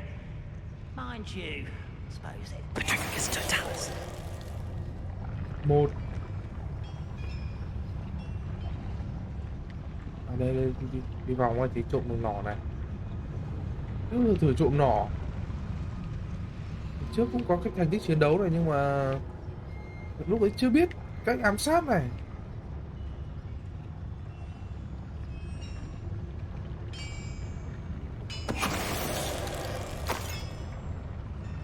Trộm nỏ của gì?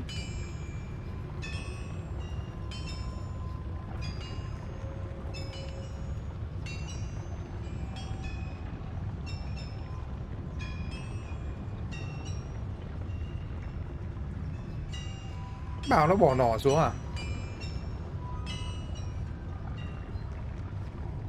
How long for a bacon and mushroom stew? Patricus totalis.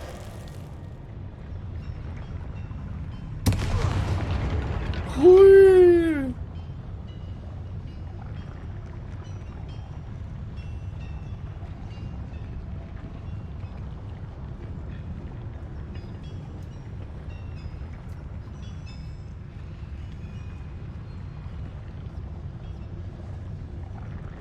I don't see myself doing this sort.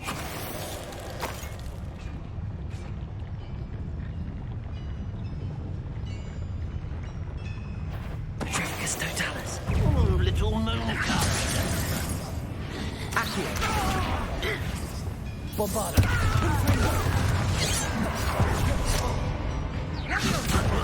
Cabalzo. Confringo.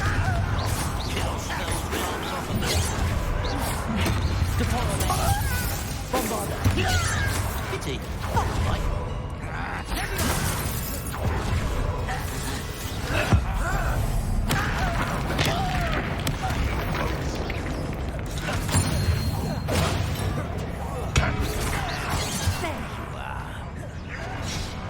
this over with.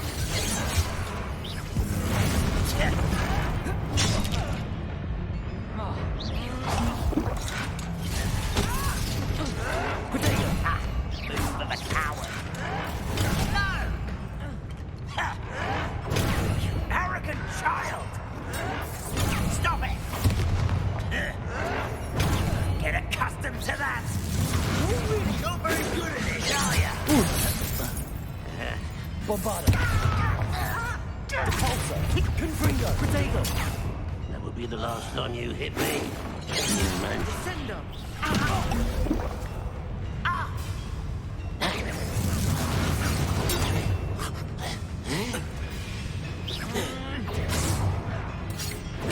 Who's the inferior being?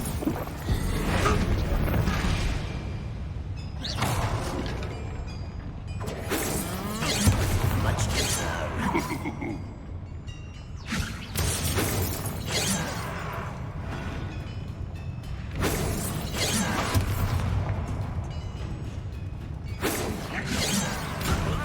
I will not be made a fool of. Me. Bombarda.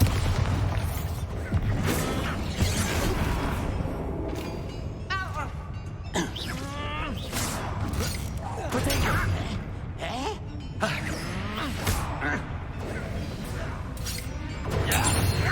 Rồi, mày chết.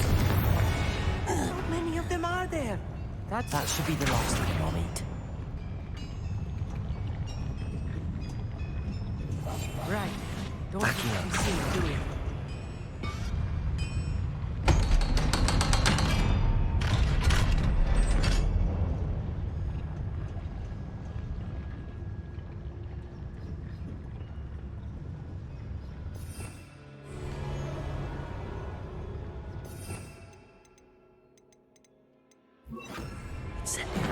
Incendio.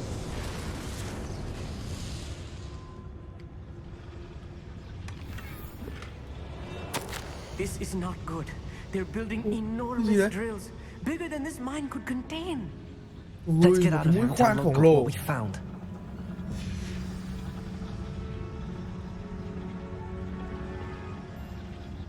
Không dùng bản đồ trong này được rồi.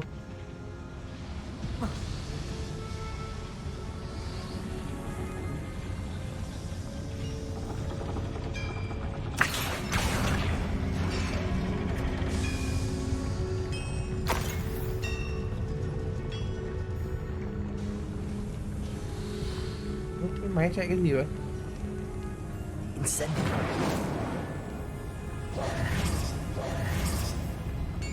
Đây, thằng máy này.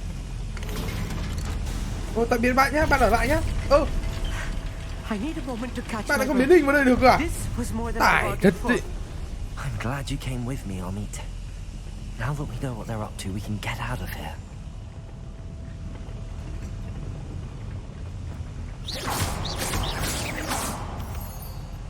Định để bạn ở lại để bạn tham quan thêm lúc nữa rồi bạn về sau thế mà.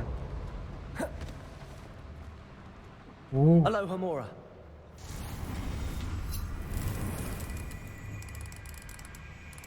Khóa này còn mới lắm không ạ? Khóa nào mà sáng sáng này là còn mới lắm này.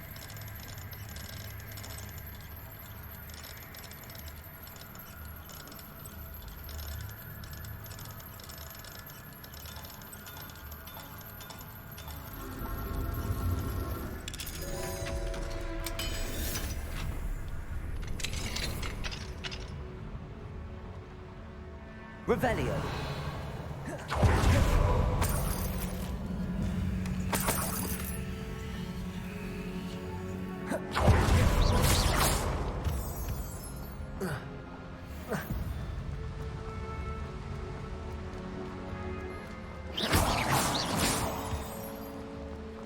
We're almost out of here, Amit. Look, the lift. A welcome sight indeed.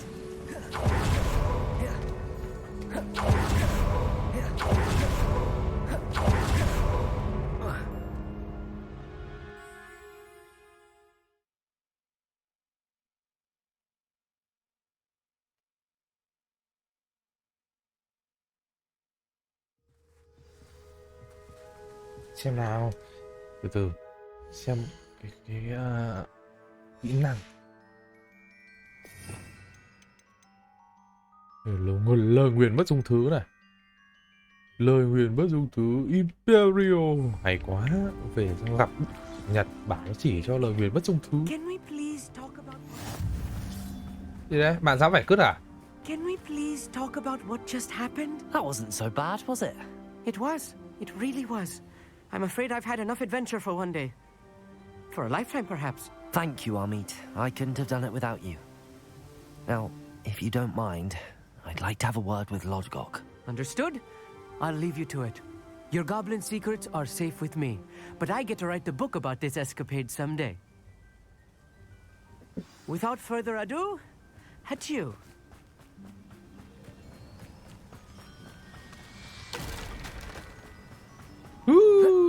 Thằng ấy nó có cái mũi khoan to lắm. They're building enormous drills. We found their plans. Ranrock must be Bọn nó định searching khoan for ở the tâm trái đất đấy. I fear you are correct. Other than Rookwood Castle, however, I do not know where else he plans to search. I've been wondering about something else you said before we entered the mine. Yes? If you share Ranrock's views, then why are you helping me? I expected Rookwood Castle to be deserted when I arrived to begin my search. So was surprised to find a witch there who'd set up a sort of improvised research site. She was studying something so intently that she almost didn't notice me. When she looked up, I thought she would react with fear or disdain. But instead she did something that I will never forget. Ôi giời, Without làm a một thứ mà ta moment's không thể quên. hesitation, she smiled and asked me to sit with her. She told me that she was a researcher and showed me a small, oddly shaped container with a strange symbol on it. She was certain it was made of goblin metal but was unable to open it.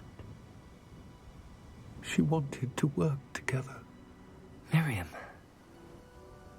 Yes. But how did you... Professor Fig's wife. He told me of her research, and I know of the container. Ah. The reverence with which she talked of goblins and their intelligence and skill, it caught me entirely off guard. I'd never been treated with such respect by a witch or wizard. So, to my surprise, I let her study the container if she would allow me to search the castle on my own. Andrew We Engine. parted ways, Chắc là Andrew without Engine 5 nhỉ? promising to share what she'd learned. Bố đệ cũ quá. More of Ranrock's recruits arrived, and we began to dig, eventually locating the first repository. Ranrock was thrilled with our discovery, but furious when I told him about Miriam. Berated me for trusting a witch, and I heard she'd been killed. You think Ranrock murdered her? I don't want to believe it, but I don't know. Ranrock đã giết cái bà After that, something shifted in me. Miriam, vợ của I had ông giáo sư seen how Fig. the power from the repositories was transforming Ranrock, transforming all of them. I could no longer remain a part of it. Thank you, Lodgok, for telling me this. I tell you all of this so that you understand what is at stake. Chẳng Ranrock với Ranrock ác never tình thật. found all of Bragbor's journals. But the ones he did find suggest that Bragbor at some point built a repository far greater in size than the one beneath Rookwood Castle. What you've discovered here today worries me deeply. If Ranrock learns of the location of that repository, I fear we shall be destined for a great war. I will find out what Ranrock knows. Watch for my owl. Ông ấy đang hoài niệm suy tư lắm rồi.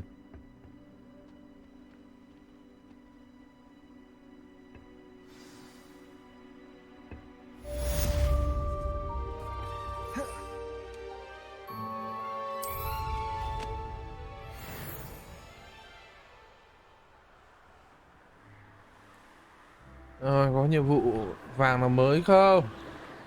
Không thì sẽ về chỗ Đức Nhật. Bí mật của thời gian. Imperial. Hay quá.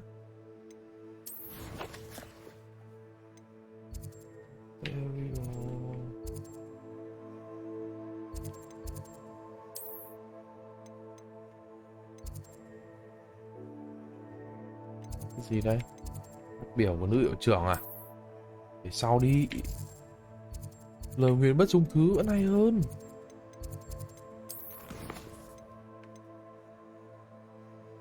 Vị trên bản đồ. Ồ, tít này. Chỗ này thì tele ra đây đi.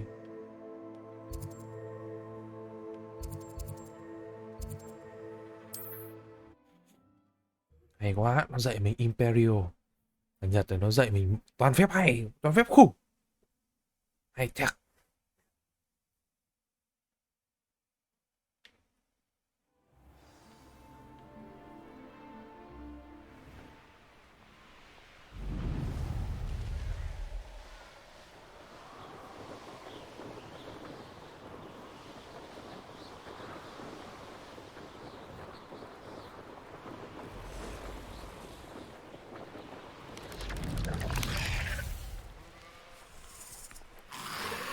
Mysterious and a bit unsettling. You're here. Good. I should dismount here. Sebastian, that relic you mentioned. Don't think I've forgotten about your goblin friend. I haven't. But I needed to tell you what I've learned. I believe one of Slytherin's students stumbled upon the relic during an assignment to study sarcophagi in this catacomb. From what I read in a report by the student, they weren't permitted to take it with them, so I must assume it's still here. As I mentioned earlier, this relic grants its holder the power to reverse dark magic curses. If it's in this catacomb, I have to find it. For Anne. Đây đoạn cắt screen I này need to này. see her. Nói chuyện như này, mượt thế nhở? I'd be interested to know what else the student discovered. Have a look. Unfortunately, there's no name on it. But I suspect if it was important enough for Slytherin to stash in his spellbook, it's worthy of further study. I'm ready to explore the catacomb. Perhaps we can visit Anne when we've finished. Perfect. By the way, Ominous has been asking about you. You didn't tell him what we were doing, did you? I didn't. I promise. Good. Ominous would be livid if he knew what we were about to do. Báo cáo học sinh, nhiệm vụ tại hầm mộ đó thu hoạch được nhiều thứ hơn ta nghĩ, nhưng thứ ta tìm hiểu về tổ tiên của mình thực sự rất rực rỡ. Tuy nhiên, ta đã không thể rời mắt đến một thứ. Ở một khu đằng sau căn phòng lớn đã mục nát. Cái gì? Giữa những quan tài đã bị lật, ta khám phá ra một cổ vật thứ hình thù kỳ dị. Ngay lập tức, ta cảm thấy nguồn sức mạnh của nó. Ta rất mong chờ được nghiên cứu thêm về cổ vật đó. Nếu được phép di rời hiện mật. I'll be interested to compare what lies inside to what I've read Đi about bạn this ơi. catacomb. Tầm này thì tôi phải giúp bạn nhiệt tình chứ. Thì thứ nhất là bạn thì cũng là anh rể của tôi. I'm sure Tôi that cũng foul gọi smell is là the scent of success. Try not to lose your góp nerve just yet. một chút sức.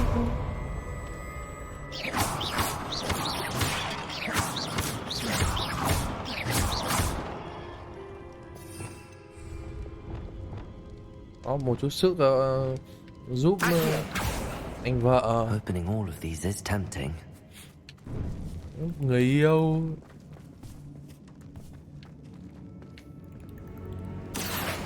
Incendio. Accio. We're here for a reason. I'd say opening them all is justified. Incendio.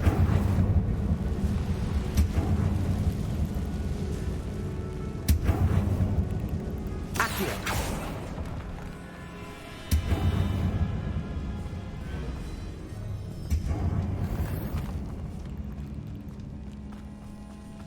Mấy cái hốc này còn có gì nữa không bạn ơi?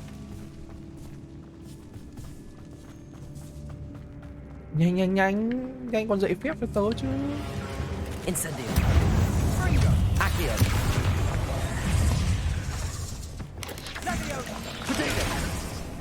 Confringo.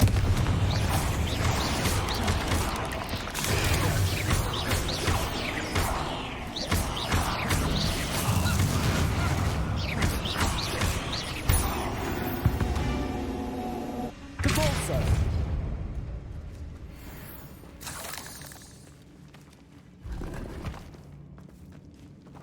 Revelio.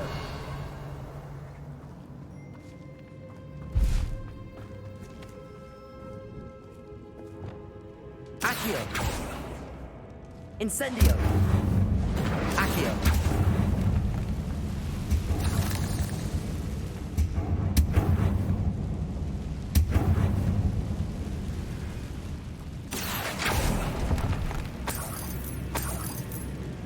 Phạt tiền đó bạn ạ. Hai lối à? Watch your step. I nearly slipped there.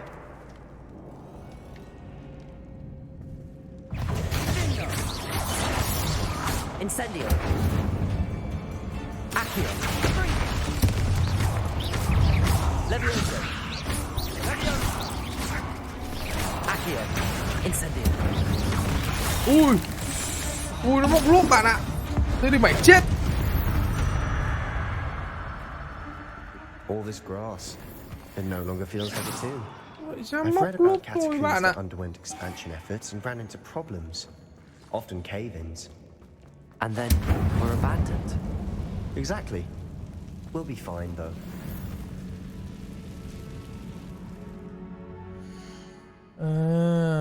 Bây giờ mới nhớ ra là cái việc mà hoàn thành thử thách Merlin là để giúp cái hòm đồ của mình rộng ra.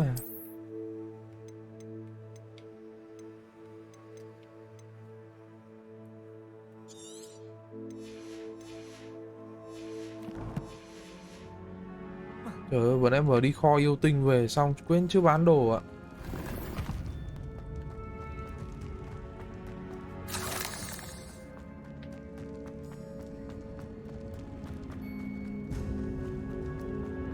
Không sao, tôi nghĩ là với 24 ô mình vẫn sống tốt.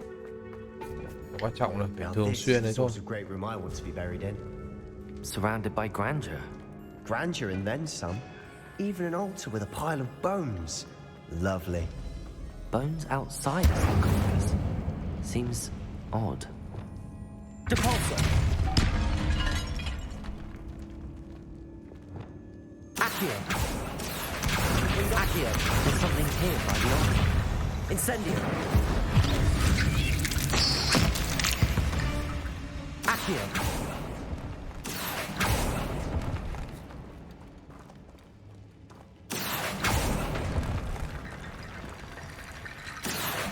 Wingardium Leviosa. Accio.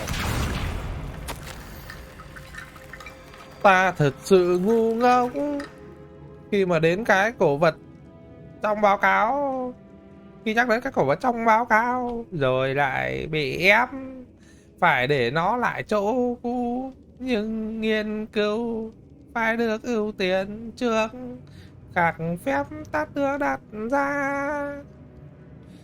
Ta tình cảm có thứ gì đó về cổ vật này. Người ta nói người được một cây đũa làm từ hỗn xồi anh lựa chọn. Có trực giác nhạy bén. Ta tin điều đó. Vì thế, khi không ai để ý, ta đã hành động. Ta đã triệu hồi ra 2 hàng rào lá chắn cổ vật.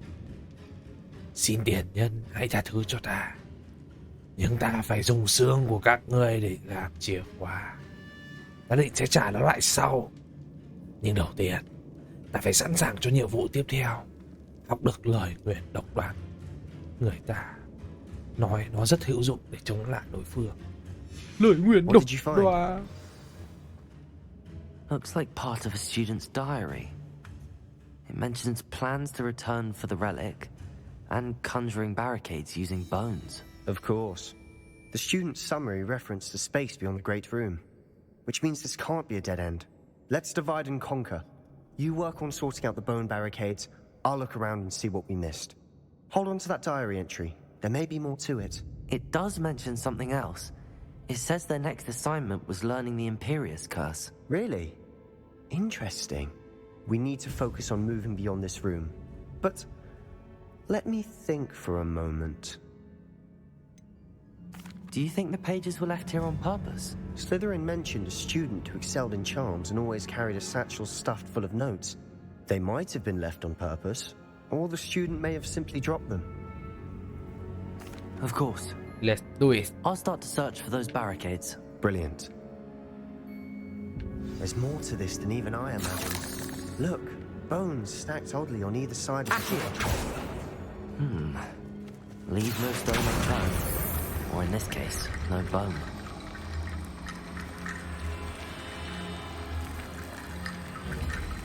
Levioso!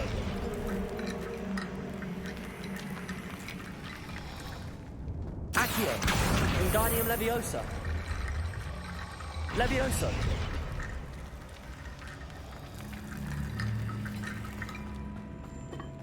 Accio! We're in the tomb. I assume eerie sounds come with the territory.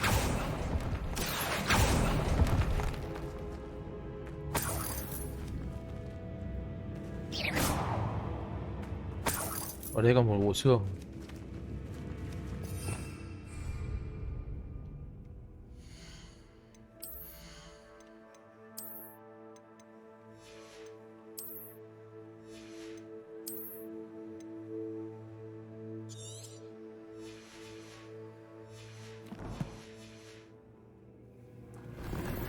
Accio! Wingardium Leviosa!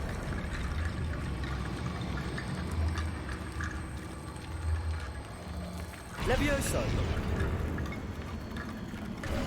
Nghĩ là đủ đấy bạn ạ. You've done it. I knew we'd get through. I felt it in my bones. Nice. Before we trudge on further, I've just realized something. The student's diary mentions the Imperious Curse. I wouldn't be surprised if we're going to need it here. It's an unforgivable, but useful when you're outnumbered. Places the victim completely under the caster's control. So, if you'd like to learn Imperio, I can teach you. Ui, tuyệt vời bạn ơi! Where did you learn the Imperious Curse? I taught myself. Don't tell Ominous that I've told you. Tất It's nhiên not rồi. exactly something I can brag Cái thằng about. bạn dai của but it bạn won't ấy, come in thằng handy. đấy nó cứ khó chịu I như think you nào. ought to know it. Shouldn't I know more about what the curse entails? Remember the blasting curse? Same idea, except when it comes to unforgivable curses, your intention has to be clear. You have to mean it. Ok, đồng ý bạn. Học luôn. I couldn't Không thể agree bỏ more. qua được. A spell that could save your life shouldn't be unforgivable. You have a lot at stake. You have an ability that evidently no one's seen for centuries. Focus your wand movement. It's not an easy spell to master.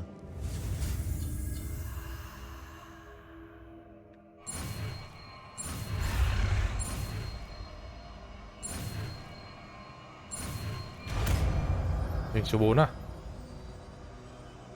Here we go. Something troubling ahead. Hay quá bạn ơi. Be on your guard. Accio! Imperio! Incendio! Accio! Incendio!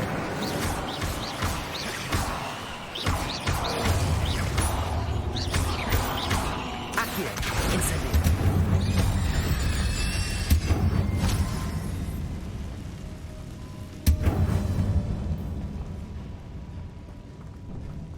Cái phòng quả cửa này sao bạn?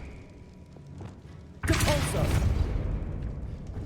Another barricade. Considering how well you did on the last one, this should be a cinch. Accio! How gracious of you. I try.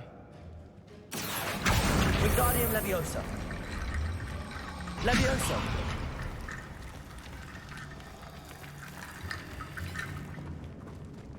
Accio! That worked. Keep going.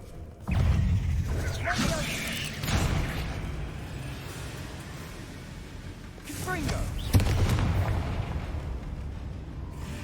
Depulso!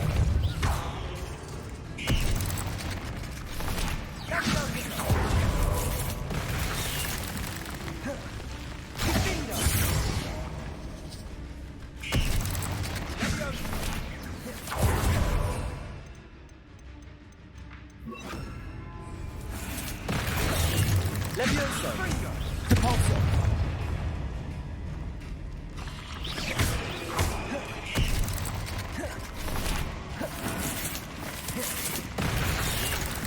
Levioso. Repulsor.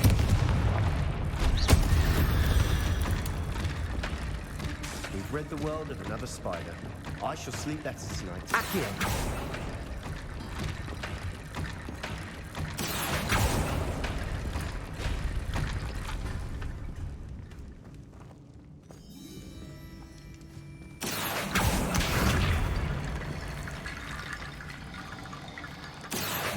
Wingardium Leviosa. Levioso. Từ từ. Đi xuống nhà lấy nước đã, ăn nước quá. Túc tiền.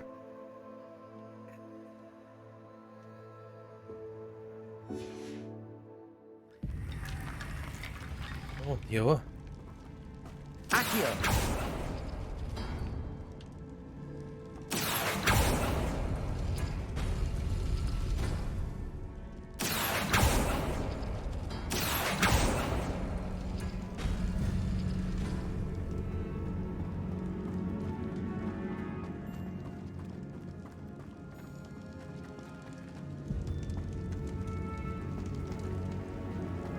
Nhỉ. 3 bộ xương nó mới đủ.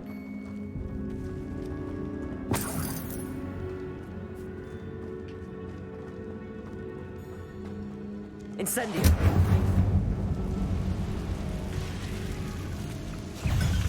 Accio. Incendio. Potato. Levioso. Imperial. Incendio.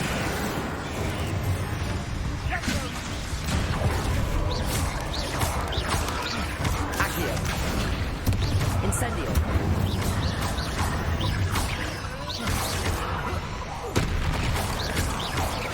Accio. Incendio. Levioso. Imperial. Incendio.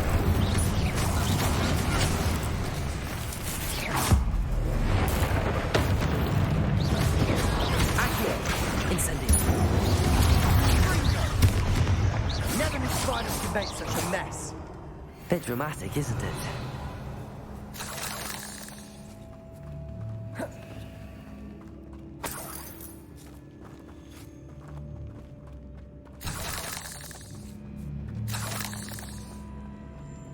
Incendio. Accio.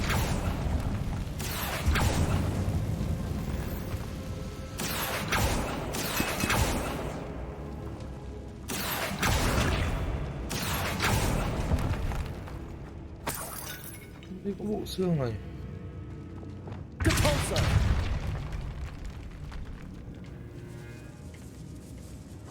This catacomb has suffered decay, just as the student's summary described. I doubt anyone's been here in quite some time. Xương còn.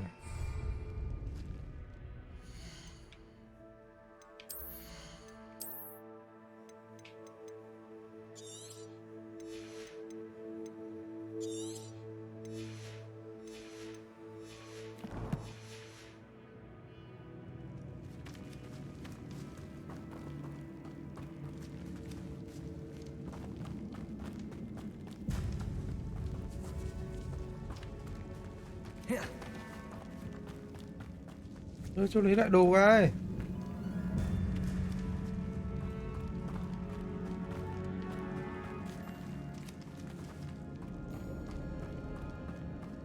Bombarda.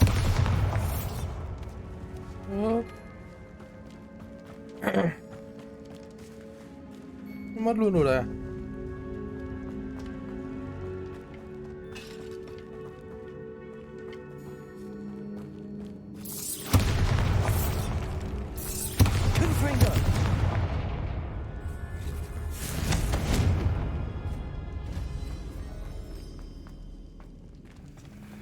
Không có cái bộ xương nào cả.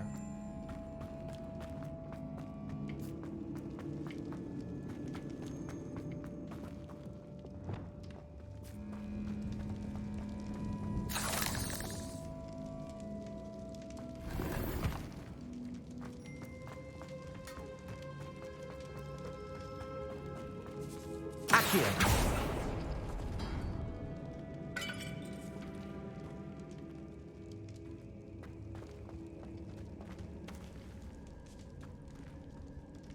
Trên tường có cái gì này?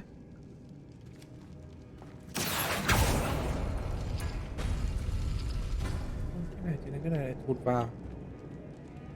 À đây đây đây đây đây đây. Này này. Trong đầu là trong cái tròn này. Accio. Rồi, rồi. Wingardium Leviosa.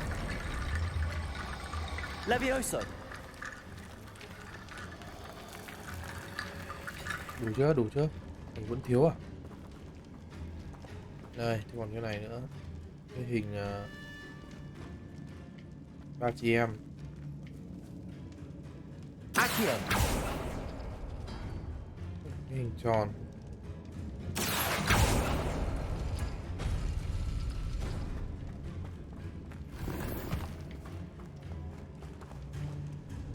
Bây giờ mở được 2 cái rồi này. Cái hình xếp hình này, cả cái hình tròn xoáy. Rồi. Accio. Wingardium Leviosa. Levioso. You are head and shoulders Ơi, above mở these cửa bones. ra. Nicely done. I see why Slytherin's student was so entranced with this place. Accio. Incendio. Imperio.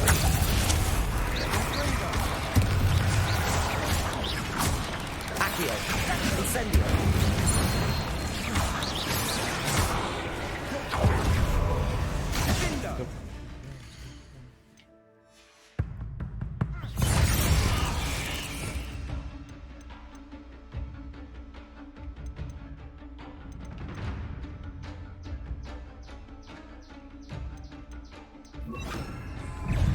Leviosa. Incendio.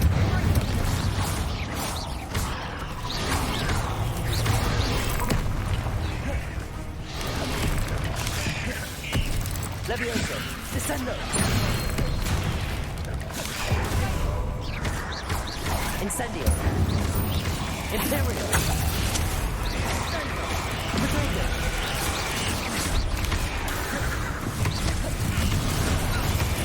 Đâu? Levioso. Descendo. Incendio.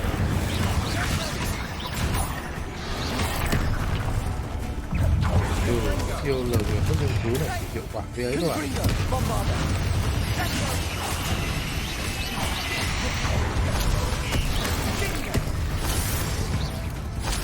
Depulso. Potato. Confringo. Lời người không nghiên cứu này chỉ có hiệu quả với cả người thôi, chứ còn với mấy con nhện này không ăn thua. Confringo.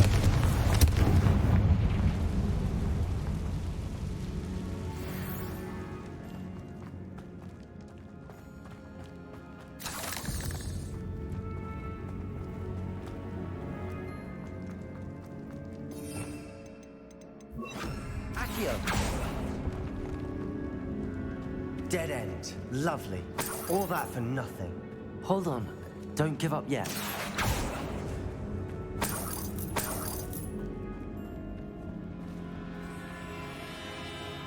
Này, cổ vật đầy ở đây đây bạn.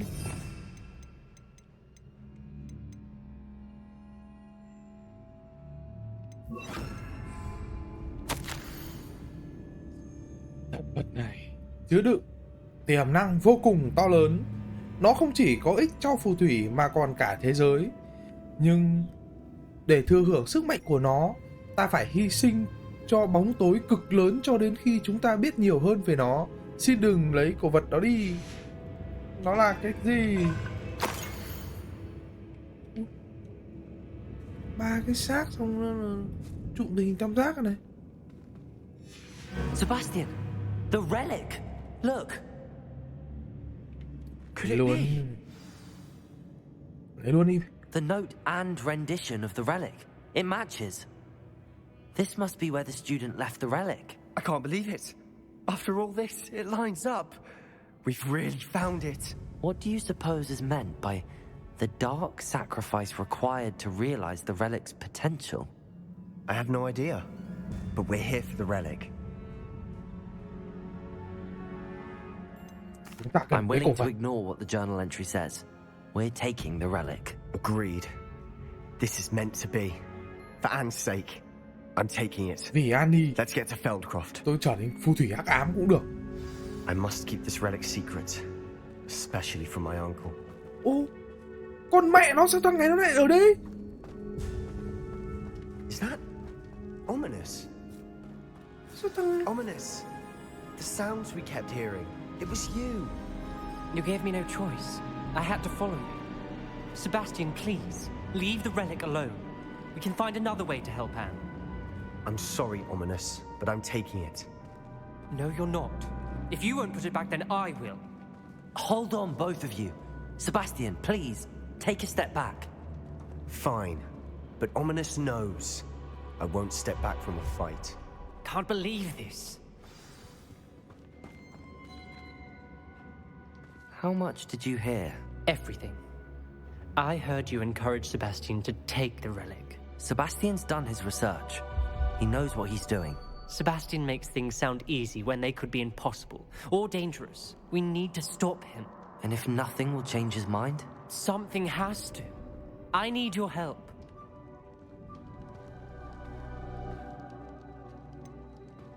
Không. Sebastian's right. We need that relic. I'm sorry. My mind is made up. Are you willing to sacrifice your friendship over this? I might be. How could I choose to stand by and watch him do this? What if the choice wasn't yours? You wouldn't be to blame for what happens. What in the world are you suggesting? Imperial?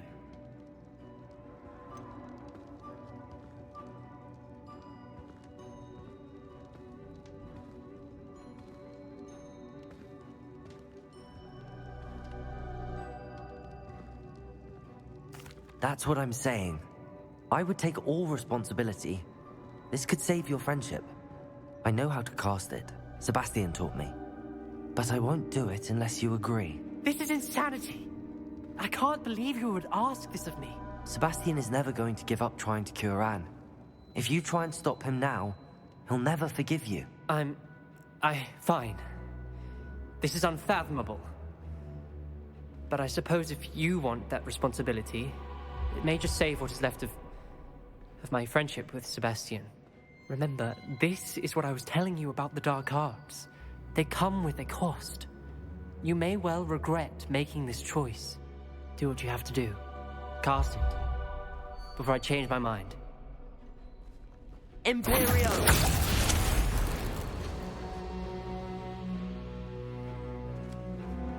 Step aside, Ominous. Stay in place until we're out of sight. I will. Sebastian, come on. What did you do? Imperio. It was the only way to get out of here without a fight. Ominous, I'm sorry. Sebastian, we have to go. Tôi bắt buộc phải ra quyết định thôi bạn. Các bạn. Bởi vì tôi cũng muốn cứu người yêu tôi chứ.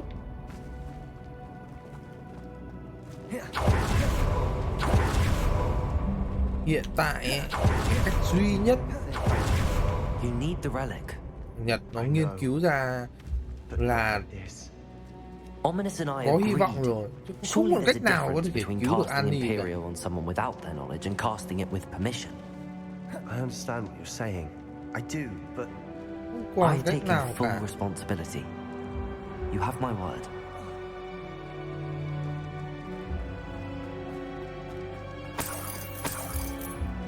we always looked out for each other, Ominous and I. I hope he knows that hasn't changed. Đấy là cách duy nhất rồi. Và bây giờ cứ lòng vòng nghe thằng kia nó ngăn cản rồi là vào đây này. Nghe thằng Ominit nó ngăn cản rồi là rồi không biết bao giờ mới tìm ra được cách. Cái vấn đề là rồi sẽ có cách khác là cách nào?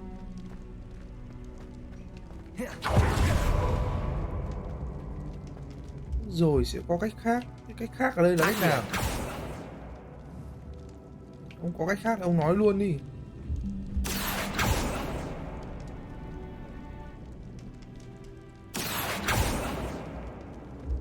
Thôi bỏ.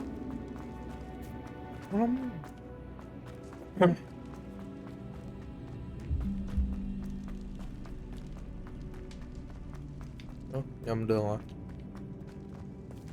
Bao nhiêu ấy cũng vậy, bao nhiêu game mấy cũng vậy, cứ bảo là rồi sẽ có cách khác giải quyết. Trong cái tâm thế của thằng Sebastian thì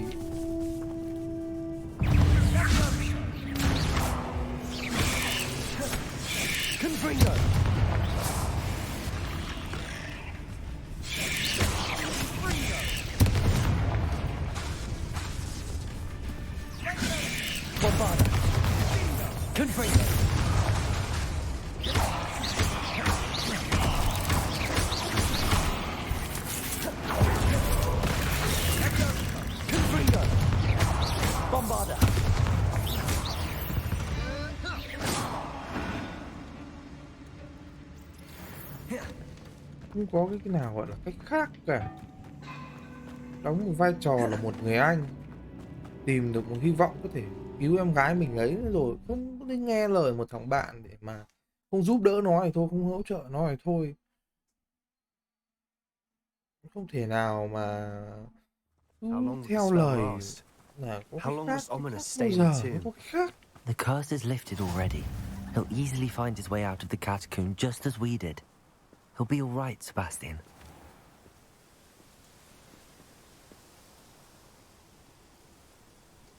Hôm nay mát trời, quay nó không bị lag nhỉ?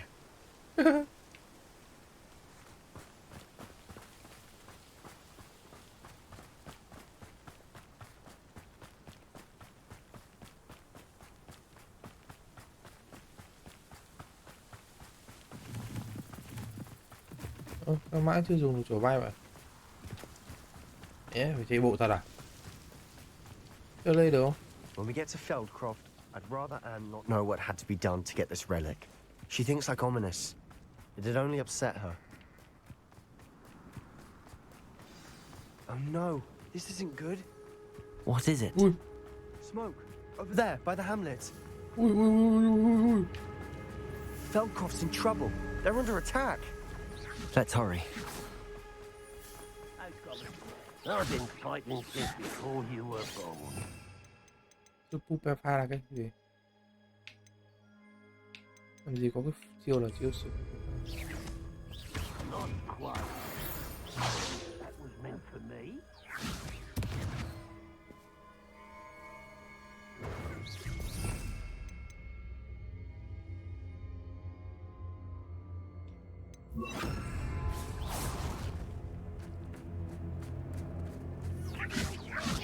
Imperial! Ranrock will lead us to victory! Confringo! Bombarda! Keep out the way! Keep out of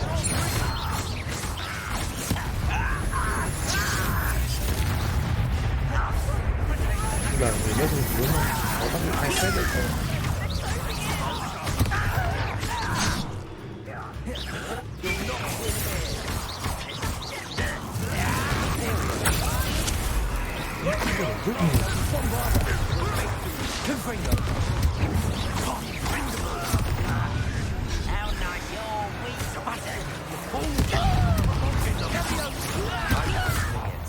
Chúc mừng với con đồng minh. Ôi, đau đấy.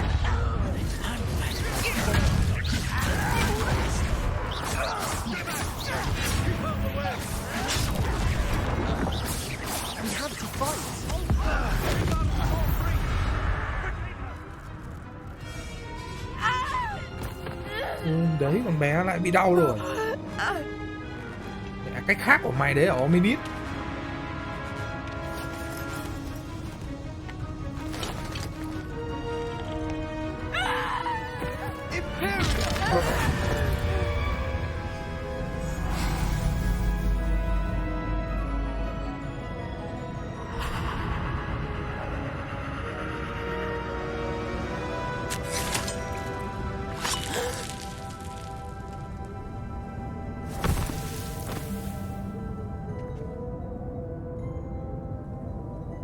Boy! What have you done? Saved my sister. With an unforgivable curse. From that damned book, no doubt. Your father would be ashamed. You've gone too far, Sebastian. Stay away from her. From all of us.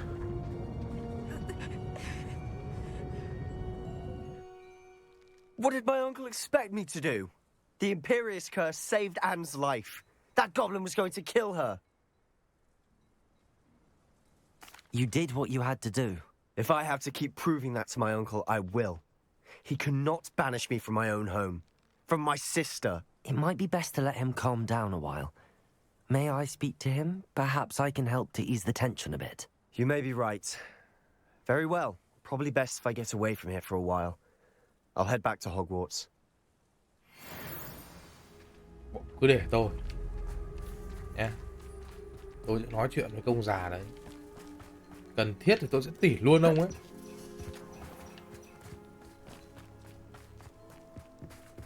Nhiều khi là một ông chú là không cần thiết.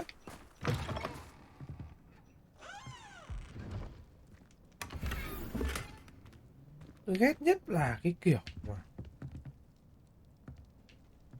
thấy người thân của mình đau yếu như thế,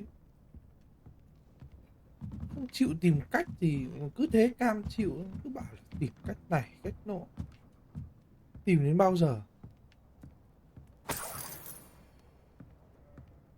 Bao giờ mới có cách?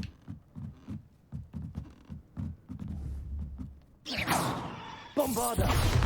Confringo! Lên đi cút này.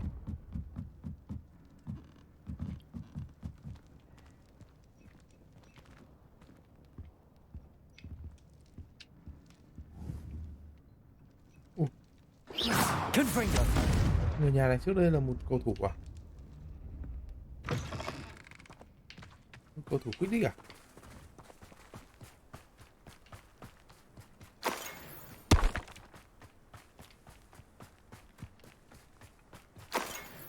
Aloha Mora.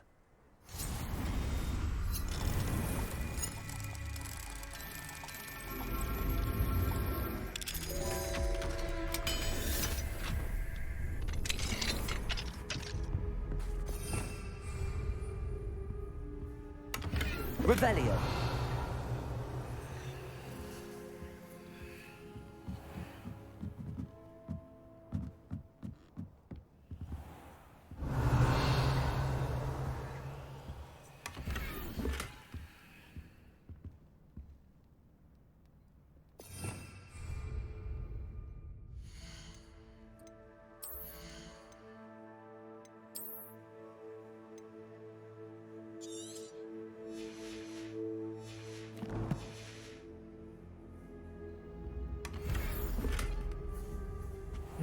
Hủy đi một ổ xanh để lấy một ổ xanh.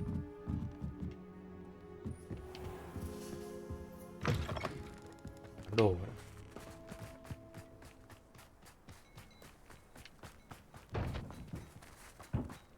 Không ai bán hàng à?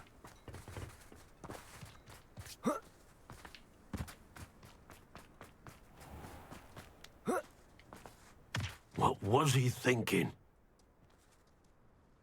Pardon me, Mr. Sallow. What Sebastian did was inexcusable. You cannot possibly be about to defend him. Sebastian and I have encountered Ranrock's loyalists before. That goblin would have killed Anne. This family does not resort to using dark magic, even against our enemies. What Sebastian did cannot be undone. That you are defending Sebastian's behavior at all tells me everything I need to know. You are as guilty as he is. Sebastian is to come nowhere near Feldcroft, nowhere near Anne. Unforgivable curses are so named for a reason. If I hear that either of you continues down this path, if either of you uses dark magic, I will notify the headmaster immediately. Why, Sebastian?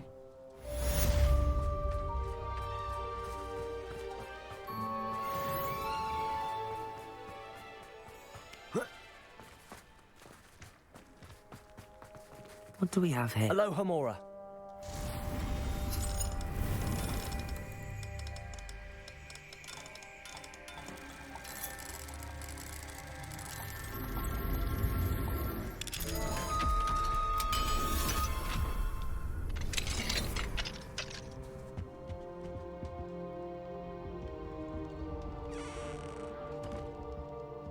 Ngày trước mình cũng chơi cái game gì mà cũng có cái kiểu ấy như này rồi nhỉ.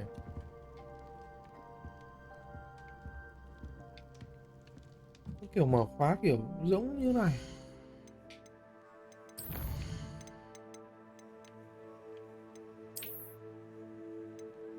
Trước đây mình cũng chơi game nào rồi ấy, cũng có cái kiểu mở khóa y như này luôn.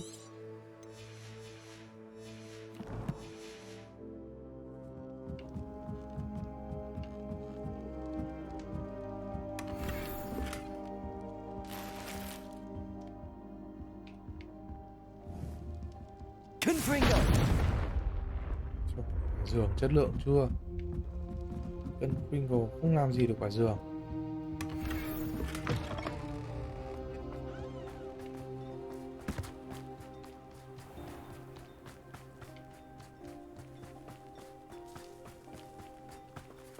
Không ai bán đồ à? Về Hogwarts.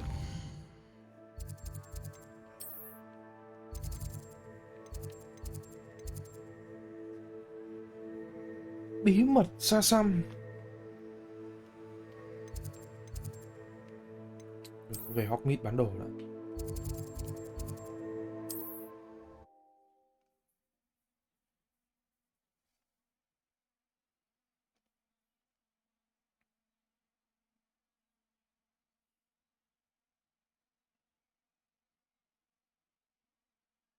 Sometimes it seems all roads lead to Hogsmeade. Hello there. In the market for potions, are we?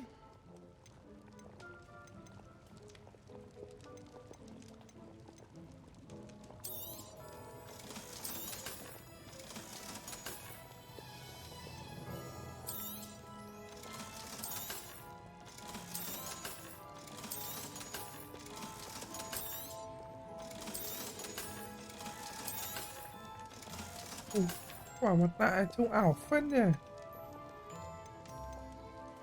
Hear you found a bit of treasure in the forest. Was never one for adventure myself.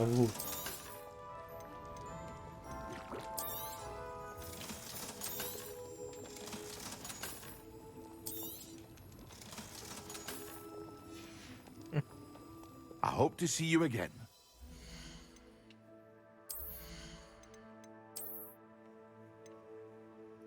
Tìm hai thủ sụp.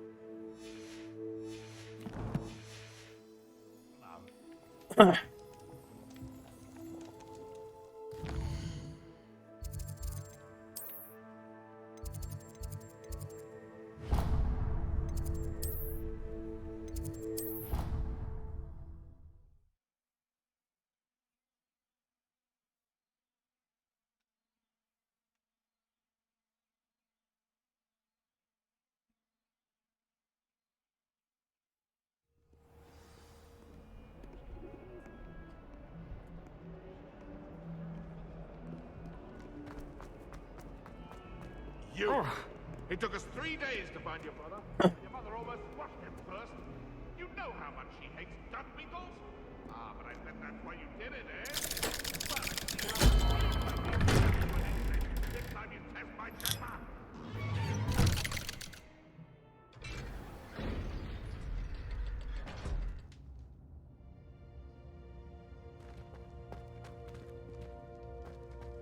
Did you speak with my uncle? I wish I had better news Tôi about nghĩ là your cậu làm uncle đúng ấy nhỉ Dan. ạ. Well, what did he say? I'm afraid he wants you nowhere near Falthcroft. Nor Anne.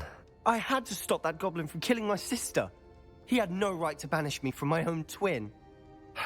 If he thinks banishing me means I'm going to give up on Anne, he's sorely mistaken. He also said he cannot excuse the use of dark magic in any form, and that if he hears of either of us using it, he'll go straight to Professor Black. Huh? That relic, dark magic or not, is the key to saving Anne. To reverse that curse. I will not lose Anne for good. I should send the crest to Anne. She'll know that we need to meet. I'm afraid I don't follow. Nothing, just a thought. Now I'm more determined than ever to learn what power that relic has. Đôi khi là trong một bộ phim là phải có những cái có trường đoạn nó không tuân theo cái mô típ là chúng ta phải sống tốt đời đẹp đạo. What did you mean you'd send Anne a crest so that she'd Nó know phải to có meet những cái you? bất công, nó phải có những cái We just sự lost nỗ our lực cố parents, gắng. and we were packing up to Giả go sử and như live là with sự nỗ lực Solomon. cố gắng của We Đức Nhật couldn't đây take chẳng hạn này everything. để cứu em She was gái là carefully An organising này. her prized possessions, a box of artifacts she'd collected to do with our family. Jewelry, cards, old Chứ còn cứ đi photographs. theo cái luồng She là got to her favorite, a handmade không crest. tìm hiểu, And without a không second ấy thought, theo she cái handed it dạng to me. là an This toàn will ấy keep you thì safe, nó she không said. vui, nó It không holds no hay. enchantment, but I've kept it with me since. That's how I can reach Anne. I'll get the crest to her with plans to meet. Be careful, Sebastian. Your uncle could intercept it. We'll be expelled. Even if Ominous is upset with us, he has no love lost for his family. He'd use their connections to the headmaster if we needed his help. I shall wait to hear from you then. Thank you. I very much appreciate you standing by me through all of this. I'll send you an owl when I have news.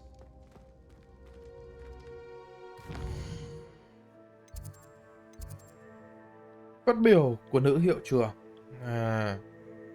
Bà nữ hiệu trưởng là cái bà Nia.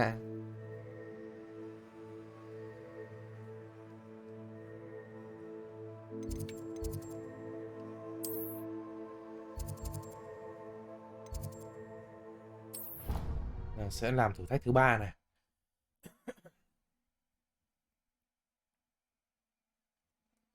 Thế là trong cái bảng phép là mình còn mấy phép nữa nhỉ?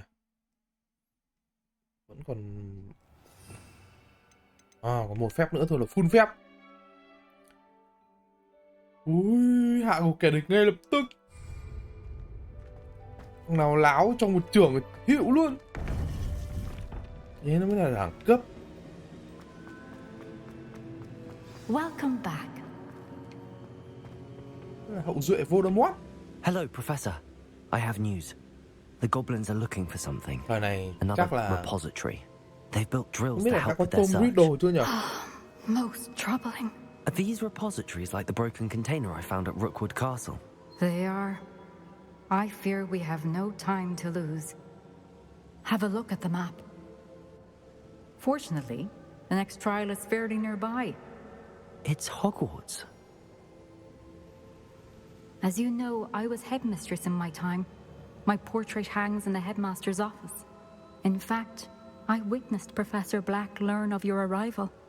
And I'll confess that I wondered about you.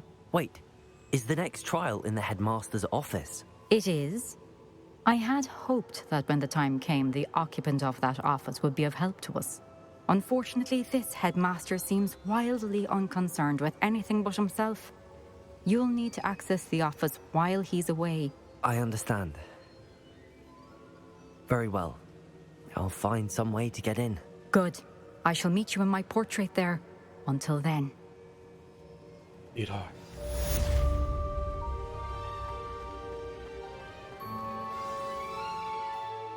Phòng hiệu trưởng luôn chỗ này.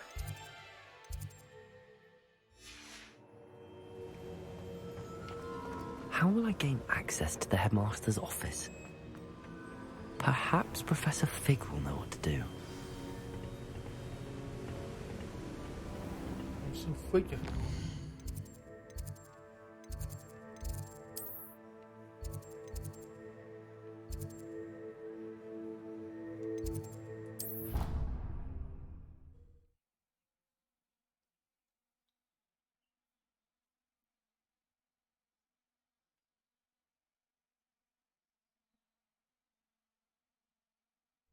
He said it was a creature-induced injury, but I don't think so. Giáo sư Phích thì là dạy cái bộ môn gì nhỉ? Giờ vẫn chưa biết luôn đấy.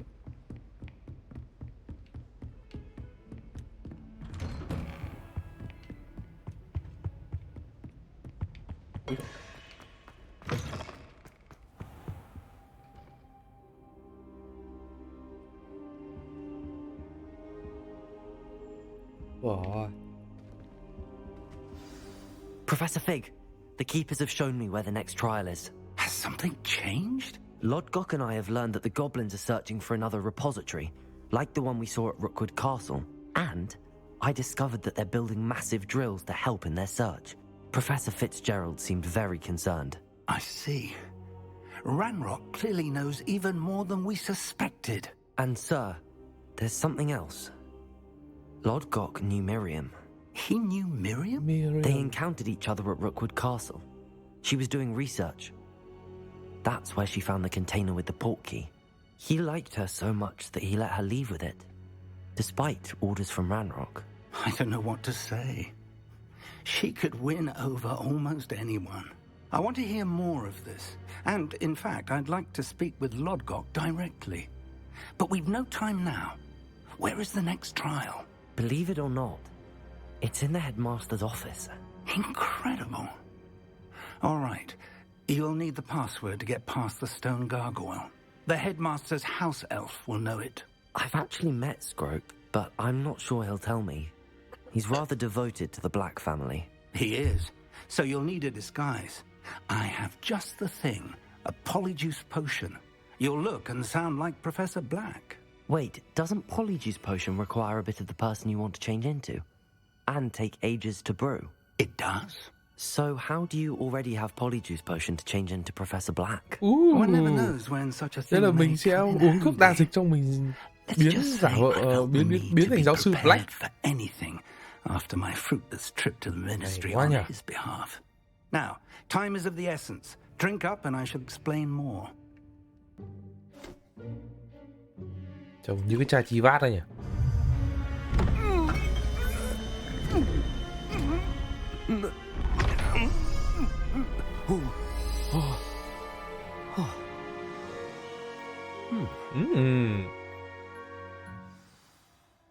Tôi trở thành hiệu trưởng rồi các ông ạ.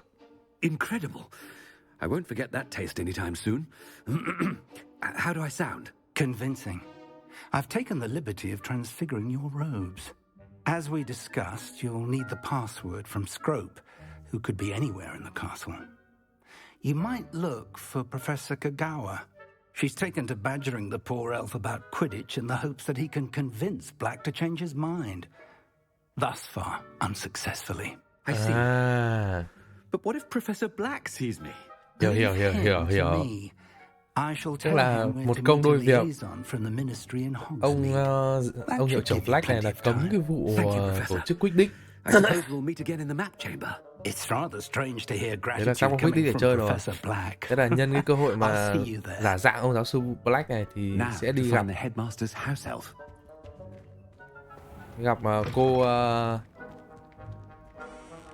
cô Gawa. Đấy. Gặp cô Gawa để nói chuyện về cái vụ quyết định. Do Tiện you thể have a là moment, Professor? Professor, I was hoping to catch you. Places to be, Professor Sharp. Places to be. Of course, sir. Only you'd asked me about a particular potion, and I I did. Yes. Well, spit it out, Sharp. I don't have all day. probably best not to discuss it here, sir. à,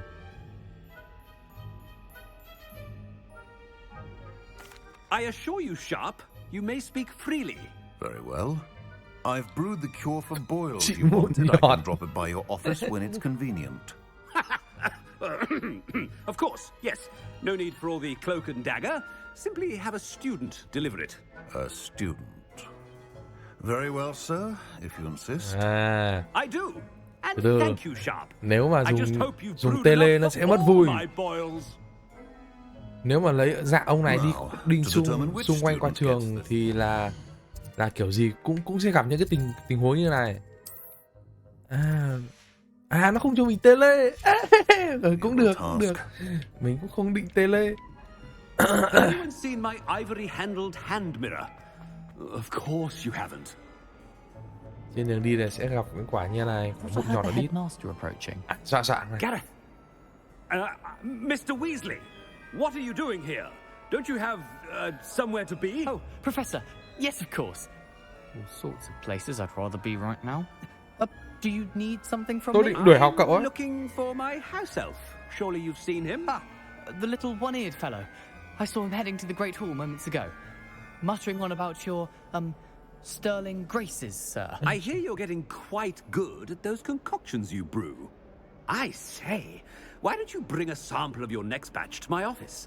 I'd like to give it a try. What? Yes, sir. I will. Thank you, sir. Thank you. On your way, Mr. Weasley. Well, there's one for my diary. Đi chiêu mọi người này. Ai có thể chiêu được nhỉ?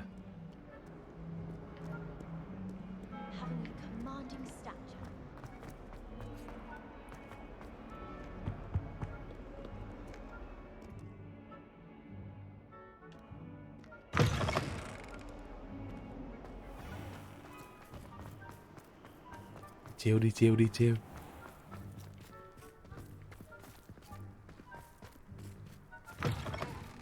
You call that a shine on those boots? Do better! Professor Black, how are you, sir? Mình nghĩ đây. Mr. Gaunt, where do you think you're going? I beg your pardon, sir. I'm simply on my way outside. Taking the day off, eh? Typical student, wasting the hours away. I have to write 20 inches on Dittany and its uses. Was heading to the greenhouse. Ah, yes.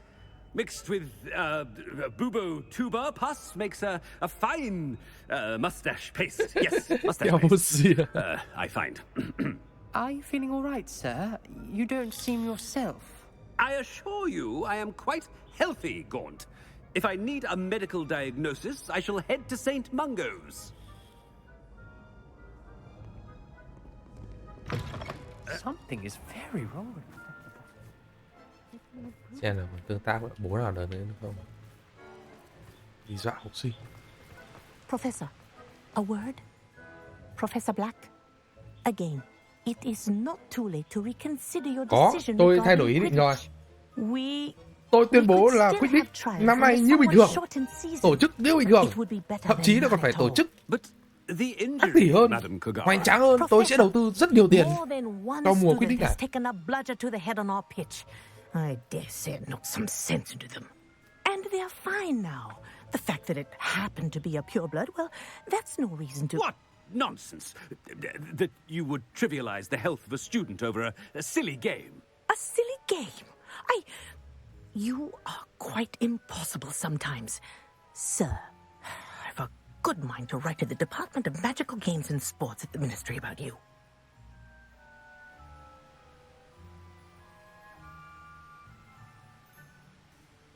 Good idea. I can even provide the parchment should you need it. Now, where is my elf? Parchment? Very well, I will, and with pleasure. And I spotted Scrope in the Great Hall. Seems to be avoiding me. I wonder why. Good day, Madam Kagawa.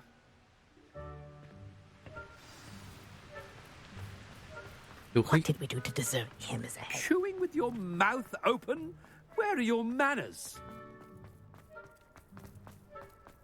Khiêu khích cho bà cô này để bà cô này viết đơn khiếu nại ông này. Headmaster, and he's coming this way. Miss Broom, a word. Oh, Professor, this is an interesting surprise. It's Bloom, by the way. Remind me of your area of affinity, Broom. OWLs are swift approaching. Charms, sir. Non-verbal spells. Might work on one that makes me disappear. Well, keep at it, Broom. And before you know it, you'll be as invisible as that new Bloom, fifth cái year đọc seems là to be. Broom. They're not invisible, sir. I've seen them near the library. In fact, they help me with my heavy books. Speaking of invisible, where's my blasted house elf? Something seems a little off with the headmaster.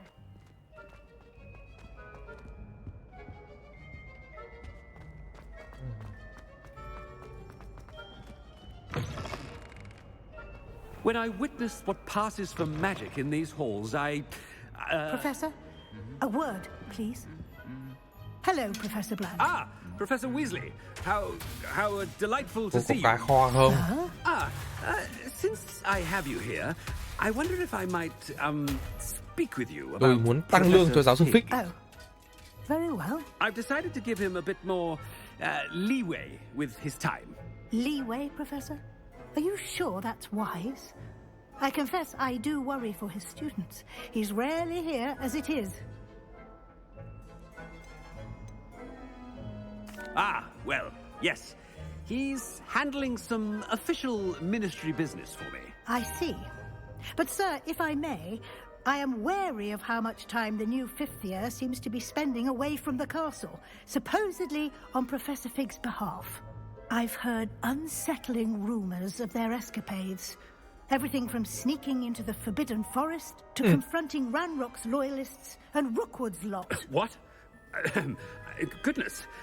You cannot believe everything you hear, Professor. No, you cannot. I mean, I shall keep an eye on Fig. You simply keep doing the wonderful job that you're doing. Simply wonderful. Thank you. But I'm happy to look into... Good. That'll be all, Weasley. I mean, Professor Weasley. Good day. A wonderful job. Leeway for Professor Fig? I shall never understand that now. That ought to give Professor Fig some breathing room. Wait until Master sees what a wonderful job Scrope is doing. Scrope! Oh, Scrope. Greetings, Master. Remind me of the password to my office. Oh, but Master made Scrope swear never to tell anyone, even Master himself. And now I'm telling you that you can tell me. Yes, sir. Of course, sir. Scrope begs forgiveness. It is the Black family motto, Master. Right. Of course.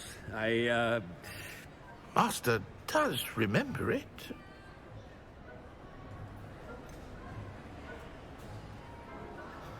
Chắc là với ông Black này chắc là vị thế. Of course I remember. It's the Black family reigns. Is Master giving Scrope a test? But certainly I remember. It's still stronger together, no? Master has made Scrope laugh. Thế chả nhẽ là sự thuần khiết à? It's pure bloods forever, isn't it? Close, Master. Scrope thinks Master is indeed testing Scrope. It is always chọn đến cái thứ ba mới được ạ. Đúng là đáp án C 25% của of Pháp. course, as Master knows, in French. Ui, bằng tiếng Pháp nữa. Of course. I order you to pronounce it for me. Oh, Master knows that Scrope's French is most pitiful. Oh, very well. Toujours pure. There is another matter, Scrope. I confiscated this filthy diary from a student. It smells of squid and seawater. Oh, Apollonia's diary. That is quite a surprise, Master. What do you wish Scrope to do with this treasure? Rubbish. Whatever you wish, Scrope. It's your treasure. Now, off with you. Ahem. The polyjuice potion's wearing off. I best get out of sight. Đi nhanh rồi. Định phát biểu tí nhưng mà phép nó sắp hết hiệu lực rồi. Đi nhanh rồi, đi nhanh.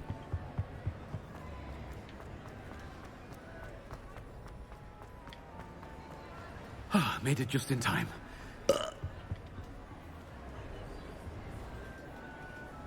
Fig was right. I can't believe it worked. Now to speak the password to the gargoyle.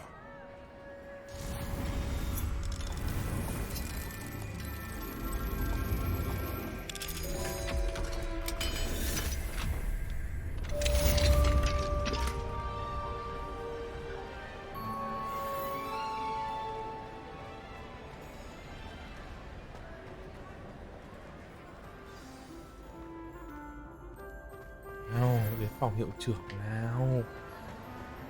This matter. Ơ kìa. À đúng rồi.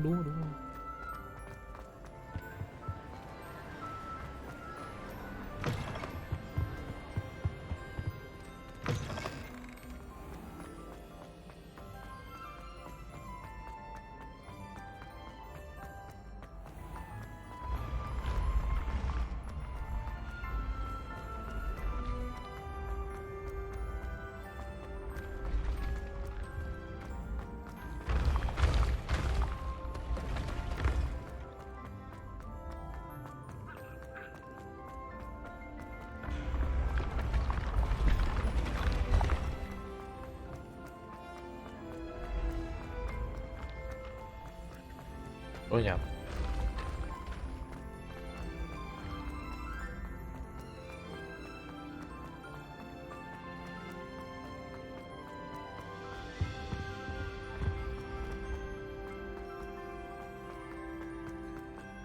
Sự thuần khiết đấy.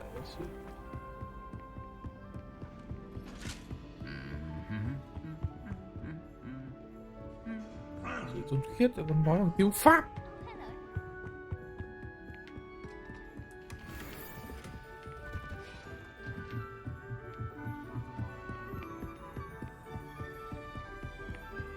Đi phòng của hiệu trưởng có đi lòng vòng thế. Revelio.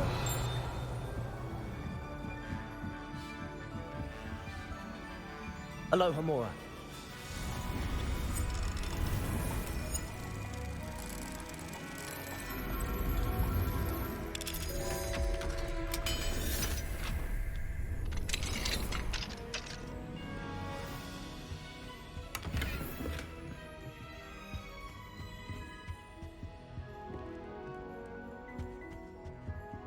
Revelio.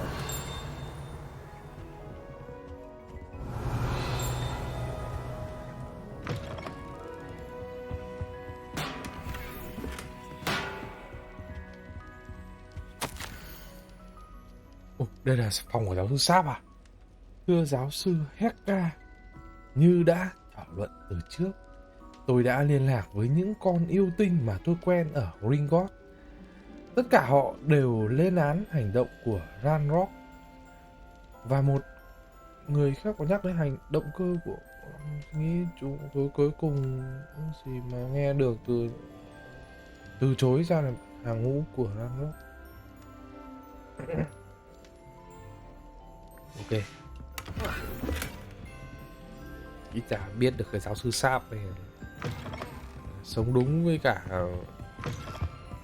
trách nhiệm thần sáng của mình.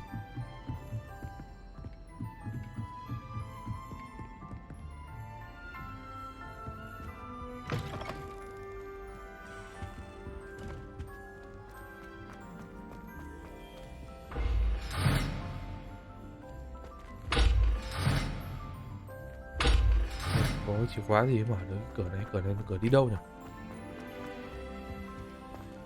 À, con xà điểu là con này à? That's where I need to speak the password. Cả những kiểu con điều này. À đây con xà điểu chắc là cái con này. Revelio. Lần đầu tiên lên đây luôn.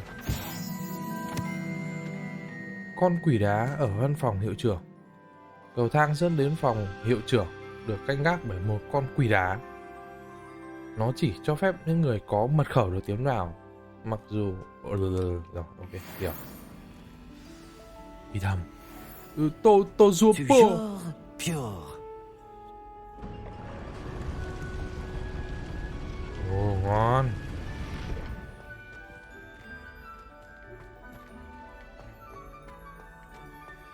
I wonder if all the elite wizarding families have a motto.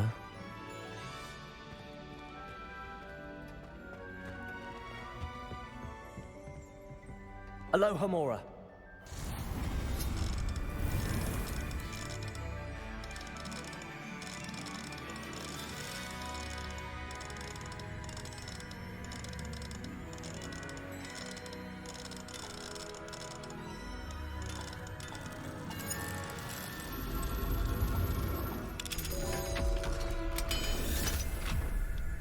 Thèm ăn thịt dê thế nhỉ?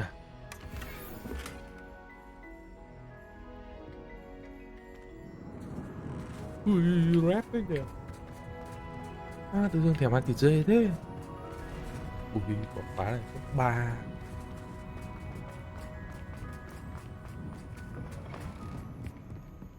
Revelio. Ngũ phân loại. Ui, thằng ngũ phân loại nhìn trung bình.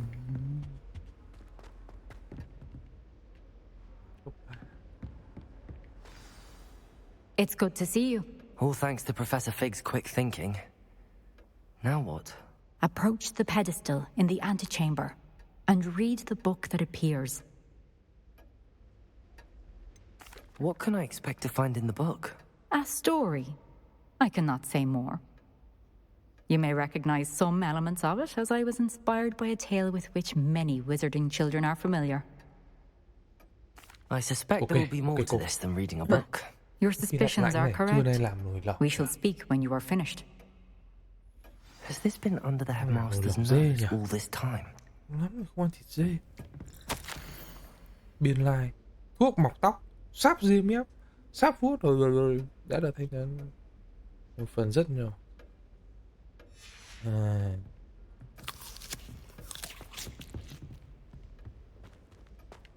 Lấy tiền của bộ để đi mua thuốc mọc tóc với cả ấy.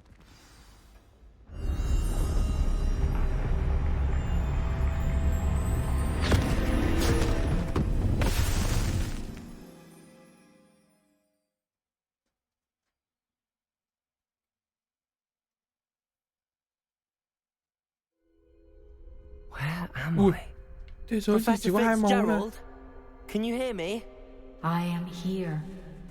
In this place, you may call me Neve. You shall be witness to a fable. Pay attention. Things are not always as they seem.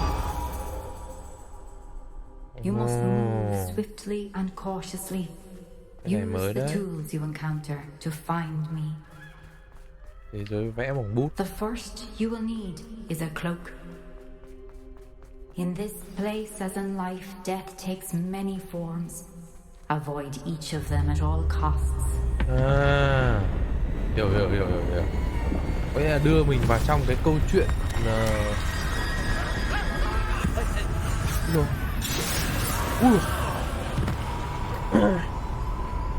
Cái câu chuyện về 3 cái bảo bối tử thần à?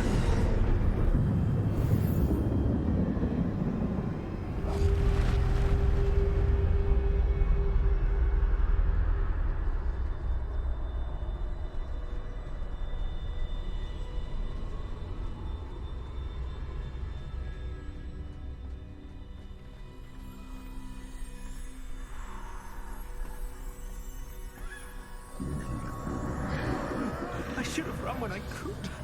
I'd be free by now. They're gone. Now, I need to get out of here. Where could Neve be? Người dân ở đây. I need to time this just right.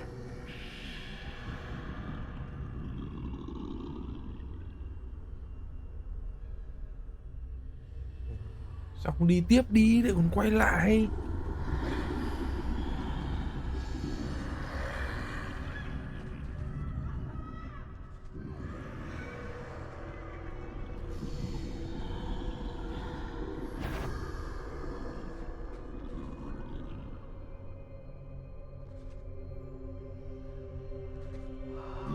Đây, đẹp nhất rồi.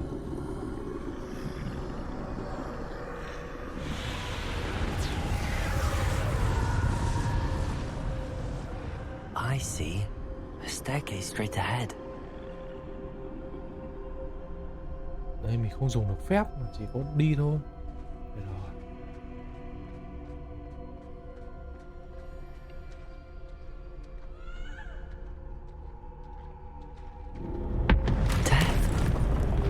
Rồi. Tử thần to thế. Nó đi săn mình à?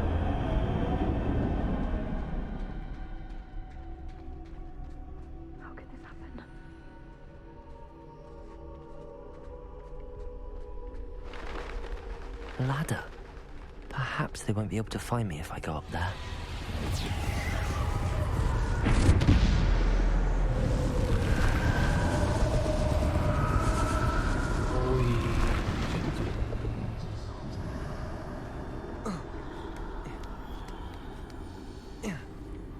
Rồi bây giờ lại trở thành Assassin's Creed luôn ạ. Kéo trên mái nhà các kiểu luôn. This is my chance. I'm coming, Neve. Cũng bạn đang trốn tử thần. Too many. I must cross this road as fast as I can.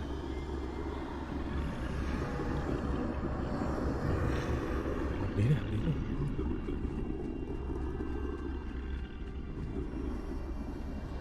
That's where I need to go, but I need to find a way past. Ôi ẹo rồi. Không.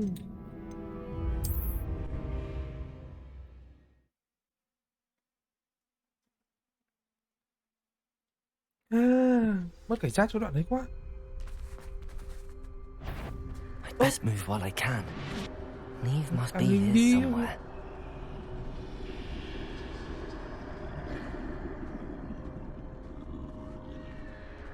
Too many.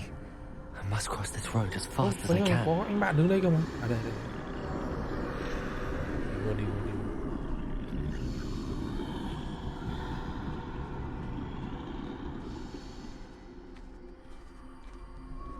That's where I need to go, but I need to find a way past them. Nhìn ở đây thôi chứ đừng đi vào đây nha. Nhìn thôi, đừng có đi vào.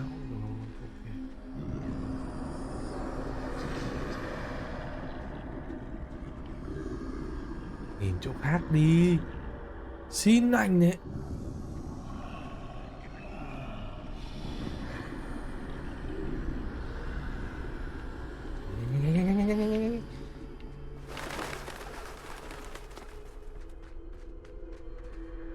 Nothing this way, more danger. There must be another way to find you. Bây giờ nó bảo là đi nối lại. I need to turn back. There's no getting past them that way.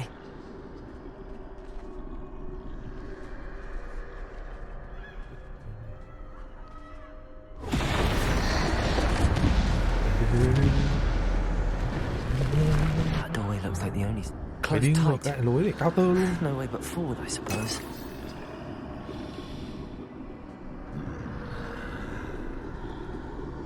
Mấy thằng tử thần ấy nó không đi vào trong ấy đâu. Ui, tưởng nó không lên tầng, nó có lên tầng à.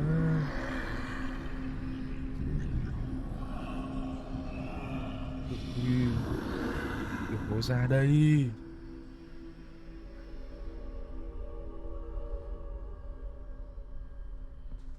Now's my chance.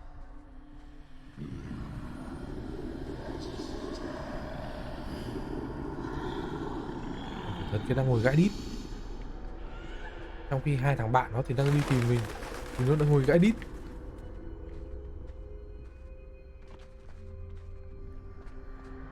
That's the way forward. Choàng tàng hình đây rồi. Một trong 3 bảo bối tử con. Hay lắm. Can this be? I think I'm invisible. Vô hình luôn mà. Nhưng mà nó khác gì việc dùng phép không nhỉ? Nó hiện hơn dùng phép nhỉ?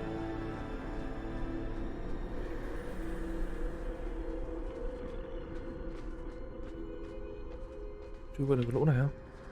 Chui được.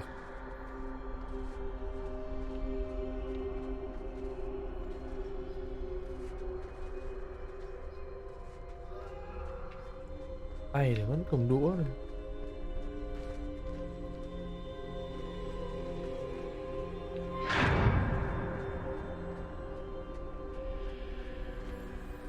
They can't see me at all.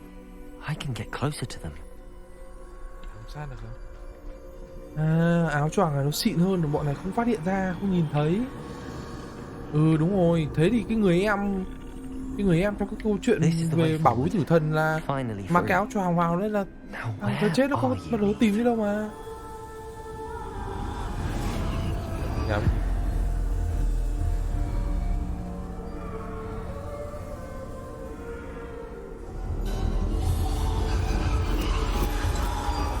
You have outrun death thus far, but have yet to find me.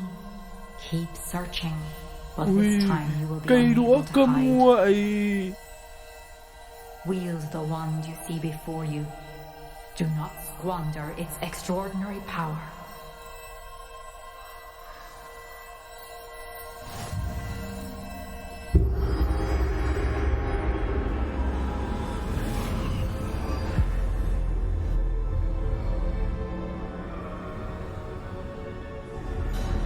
I've never felt such power.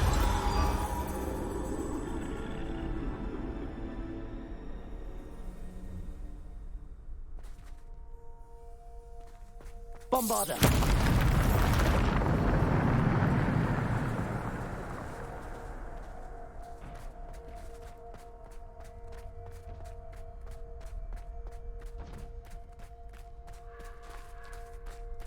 Đâu, có cây đũa cơm nguội trong tay rồi.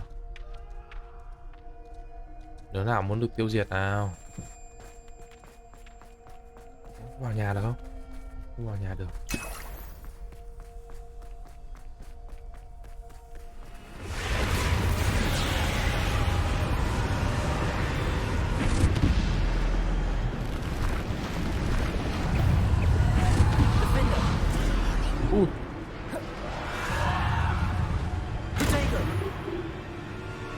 Bombarder! Debolter! Descender! Ui, cái đũa này có vẻ không mạnh rồi. Ui, nó bật đối thủ luôn này.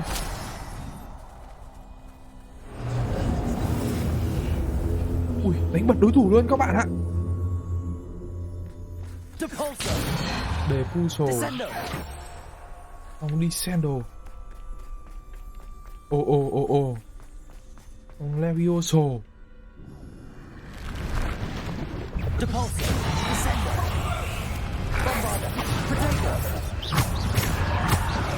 Ui, con chó này. Xem nào.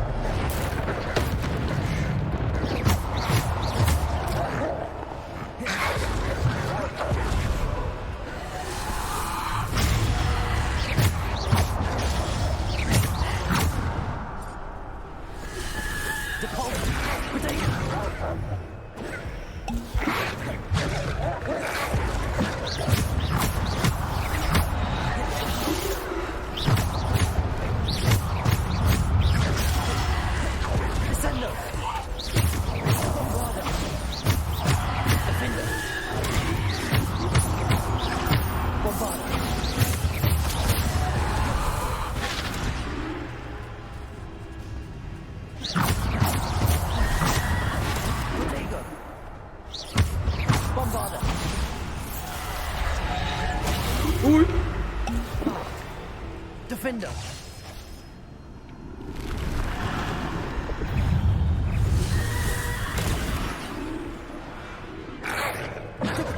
Ui.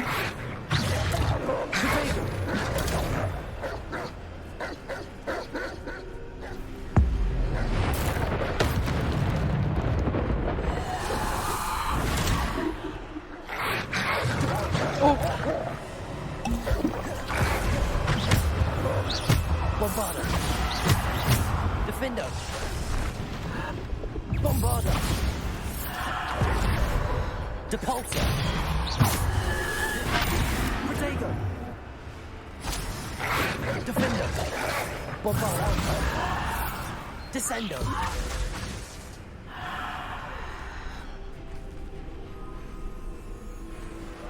Bombarder. Con này đều một gạch là chết. Quan trọng là cái đỡ con sói kia để hơi khó căn bản. Ưu tiên giết bọn kia trước, mà cái target của cái game này nó hơi phèn.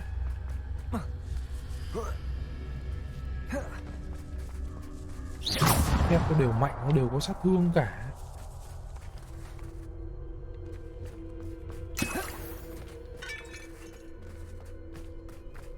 Revelio.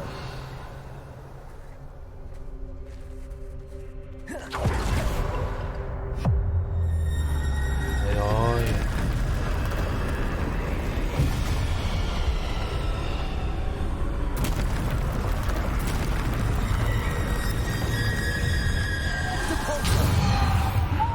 Bombarda. Defender. Protego. Defender. Descendo.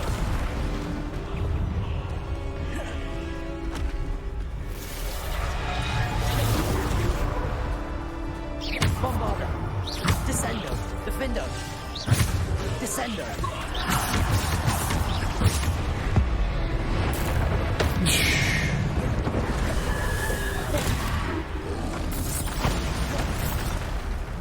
Defender. Protego. Bombarda. Descendo.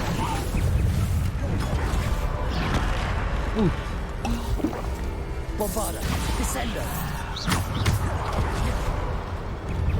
Depulso. Bombarda. Defender. Descendo. Depulso.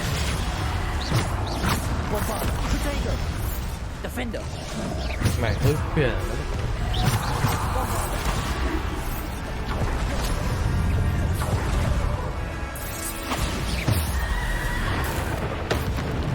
Defender. Bombarda. Depulso. Descendo.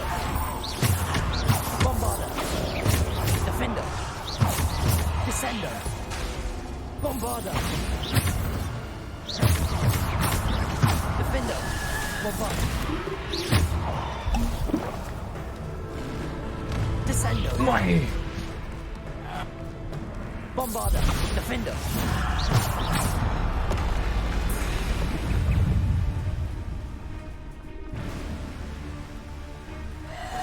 Bombarda. Bombarda. Defender. Mày. Chỉ một chém kiếm khí thôi.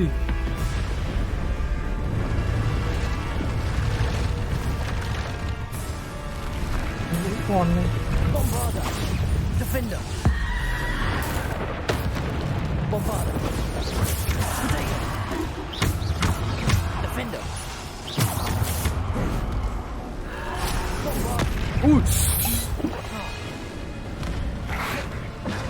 Ui. Descendo. Ui. Dồn dập thế. Bombarda. Defender. Depulso. Defender. Protego. Descender. Bombarda. Defender. Bombarda. Defender. Descender. Ui. Ui, lúc nãy mình văng cả dặm này. Defender. Descender. Depulso. Depulso. Defender. Bombarda. Protego. Descender. Defender. Chém phát được hai đứa ngon quá. Ui. Bombarda. Ui rồi ôi, nó bắn nó đi rồi. Ui. Gắt thế nhở. Descendo. Bombarda. Defender. Bombarda. Mày này. Defender. Depulso. Defender.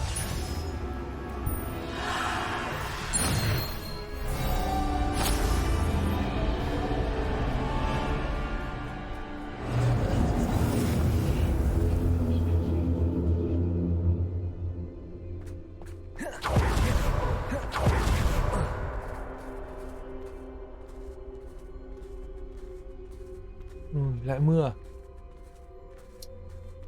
Mưa này làm nổi lẩu dê là hợp lý này.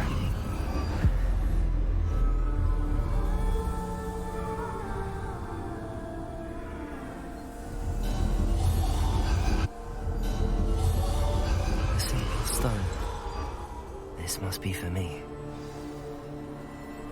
Bây giờ đến quả phi đá hồi sinh đúng không?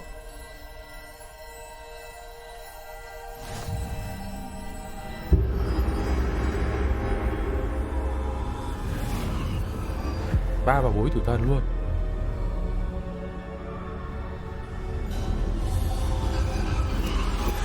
You are far from finished. Pass through the mourners ahead. Not yet. She's gone. Neve's dead. Dear, sweet Neve. Let us always honor her memory. May her memory be a treasure to us forever.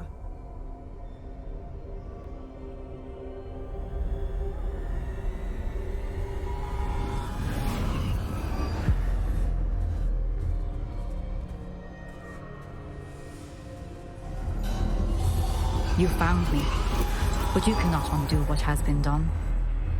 The magic of the stone can only conjure a shadow of my former self.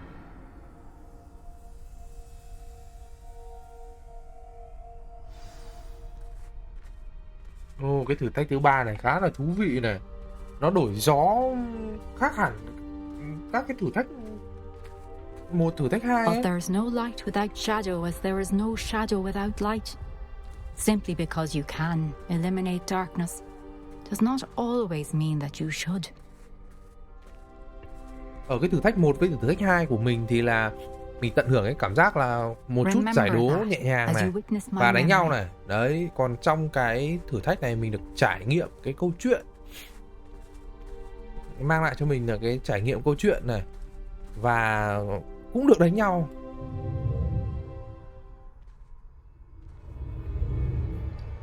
Mình được trải nghiệm cái câu chuyện về ba bảo bối tử thần. Đấy, và cái không gian trải nghiệm nó cũng khác cái không gian trải nghiệm của hai cái nhiệm vụ trước, hai cái thử thách trước. Khá là hay đấy. Đổi cái cách đi rất là tuyệt.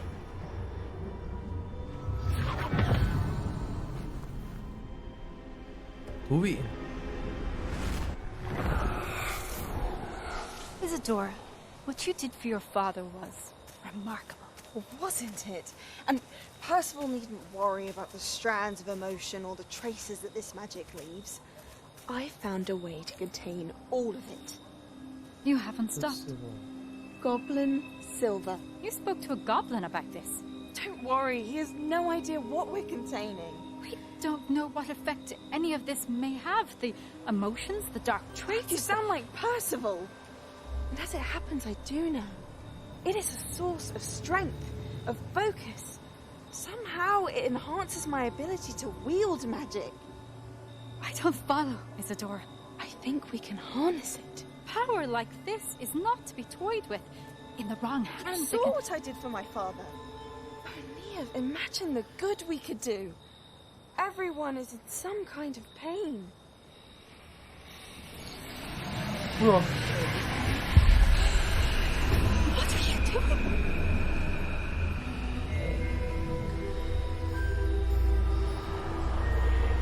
Breathe it in. Nó hấp thụ nỗi đau của mọi người này. Feel it.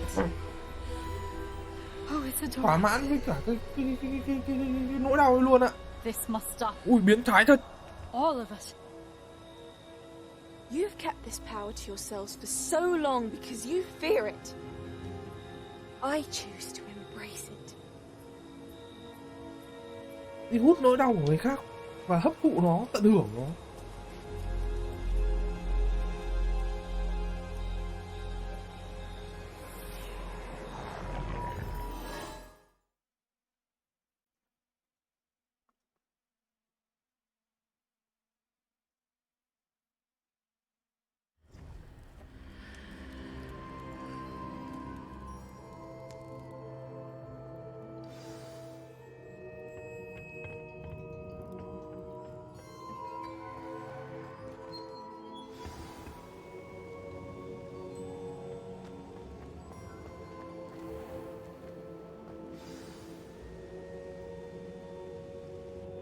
Is it true?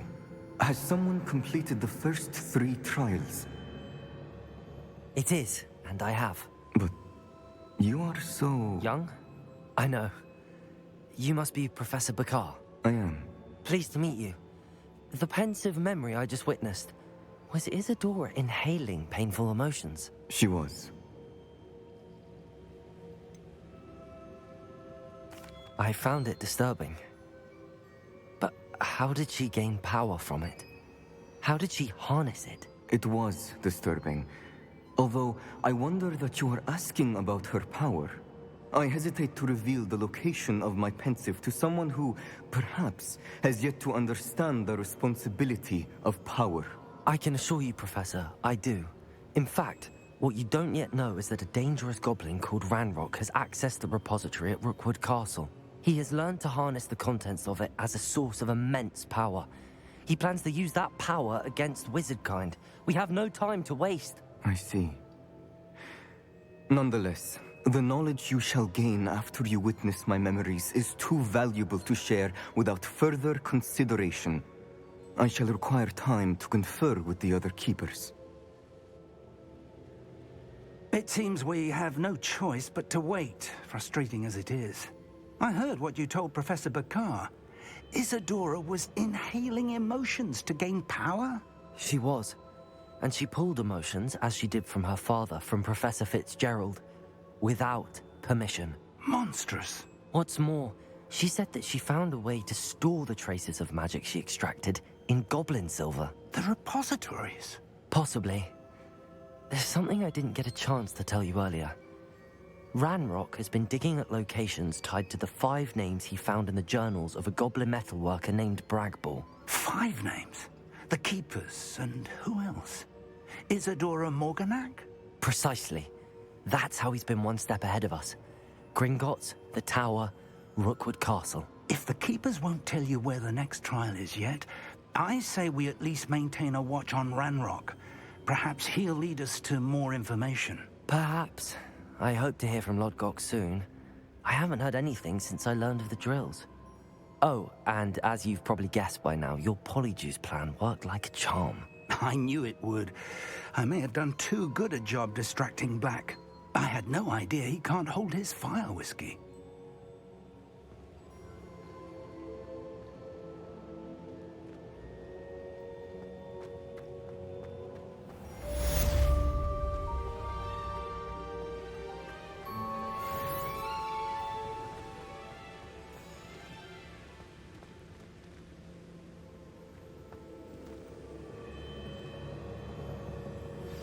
I shouldn't have reacted so bitterly about your goblin friend. I apologize. I hope we can finish what we started with the triptych. Please meet me at the southern coast. We can search for the final canvas piece. Ok bạn, đồng ý bạn.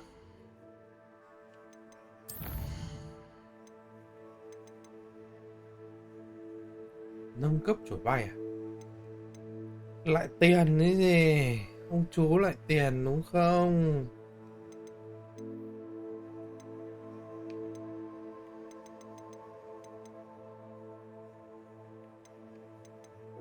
Người ba.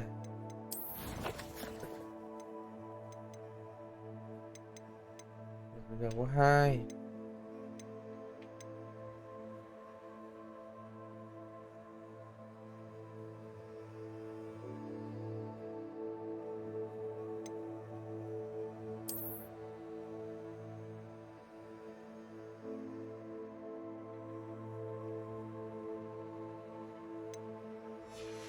Ôi anh em ạ, ơi hôm nay chơi đến đây rồi. Tiếp game mới đã.